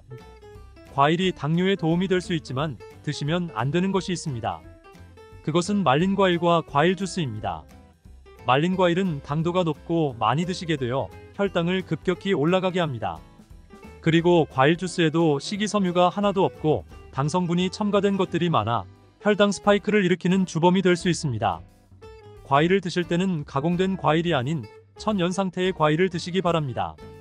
다섯 번째로 당뇨에 좋은 간식은 당근입니다. 당근이 당뇨에 좋지 않다고 잘못 알고 계시는 분들이 있는데요. 당근에는 카로티노이드라는 성분이 풍부한데 이 성분이 강력한 항산화 물질입니다. 당뇨로 인한 혈관합병증을 예방하는데 탁월한 효능을 발휘하게 됩니다. 당근을 손가락만한 크기로 잘라 보관하셨다가 공복에 허기가 생길 때 꺼내 드시면 허기도 사라지고 혈당 관리에도 좋으며 당뇨합병증도 예방할 수 있으니 시도해보기 바랍니다. 함께 드시면 좋은 채소들로는 오이, 샐러리, 파프리카 등이 있습니다. 여섯 번째로 당뇨에 좋은 간식은 볶은 콩입니다. 검은 콩의 껍질에는 강력한 항산화 성분인 안토시아닌이 풍부하며 콩에는 단백질이 풍부하게 함유되어 있으며 불포화 지방산도 풍부합니다. 볶은 콩은 심혈관 질환을 예방하는데 탁월할 뿐만 아니라 담즙 분비를 촉진하는 데에도 도움을 줍니다. 변비가 있는 분들에게도 도움을 주고 근손실을 방지하고 다이어트에도 도움을 줄 수 있습니다. 당뇨병이 정말 무서운 이유는 당뇨로 인해 혈관에 문제를 일으키기 때문입니다. 우리 몸은 전체가 혈관으로 이루어져 있기 때문에 몸 전체에 합병증을 일으킬 수 있다는 것이죠. 대표적인 것이 심혈관 질환인데요. 심장병, 심방세동, 심근경색, 뇌혈관 질환, 파킨슨병, 치매 등을 일으킬 수 있고요. 관절과 말초신경에도 문제를 일으킬 수 있습니다. 당뇨로 발가락, 더 나아가 발목까지 절단하는 상황까지 벌어질 수 있는 것이죠. 눈의 혈관에 문제를 일으키면 실명에 이를 수도 있습니다. 최근 논문에 따르면 당뇨에 걸린 사람은 암에 걸릴 확률이 50%까지 증가하는 것으로 보고되고 있습니다. 당뇨는 이렇게 단순히 혈당만의 문제가 아니라 몸 전체의 질병을 일으킬 수 있는 무서운 병인 것입니다. 그렇기 때문에 식이요법을 철저히 하여 당뇨를 예방하고 치료해야 하는 것입니다.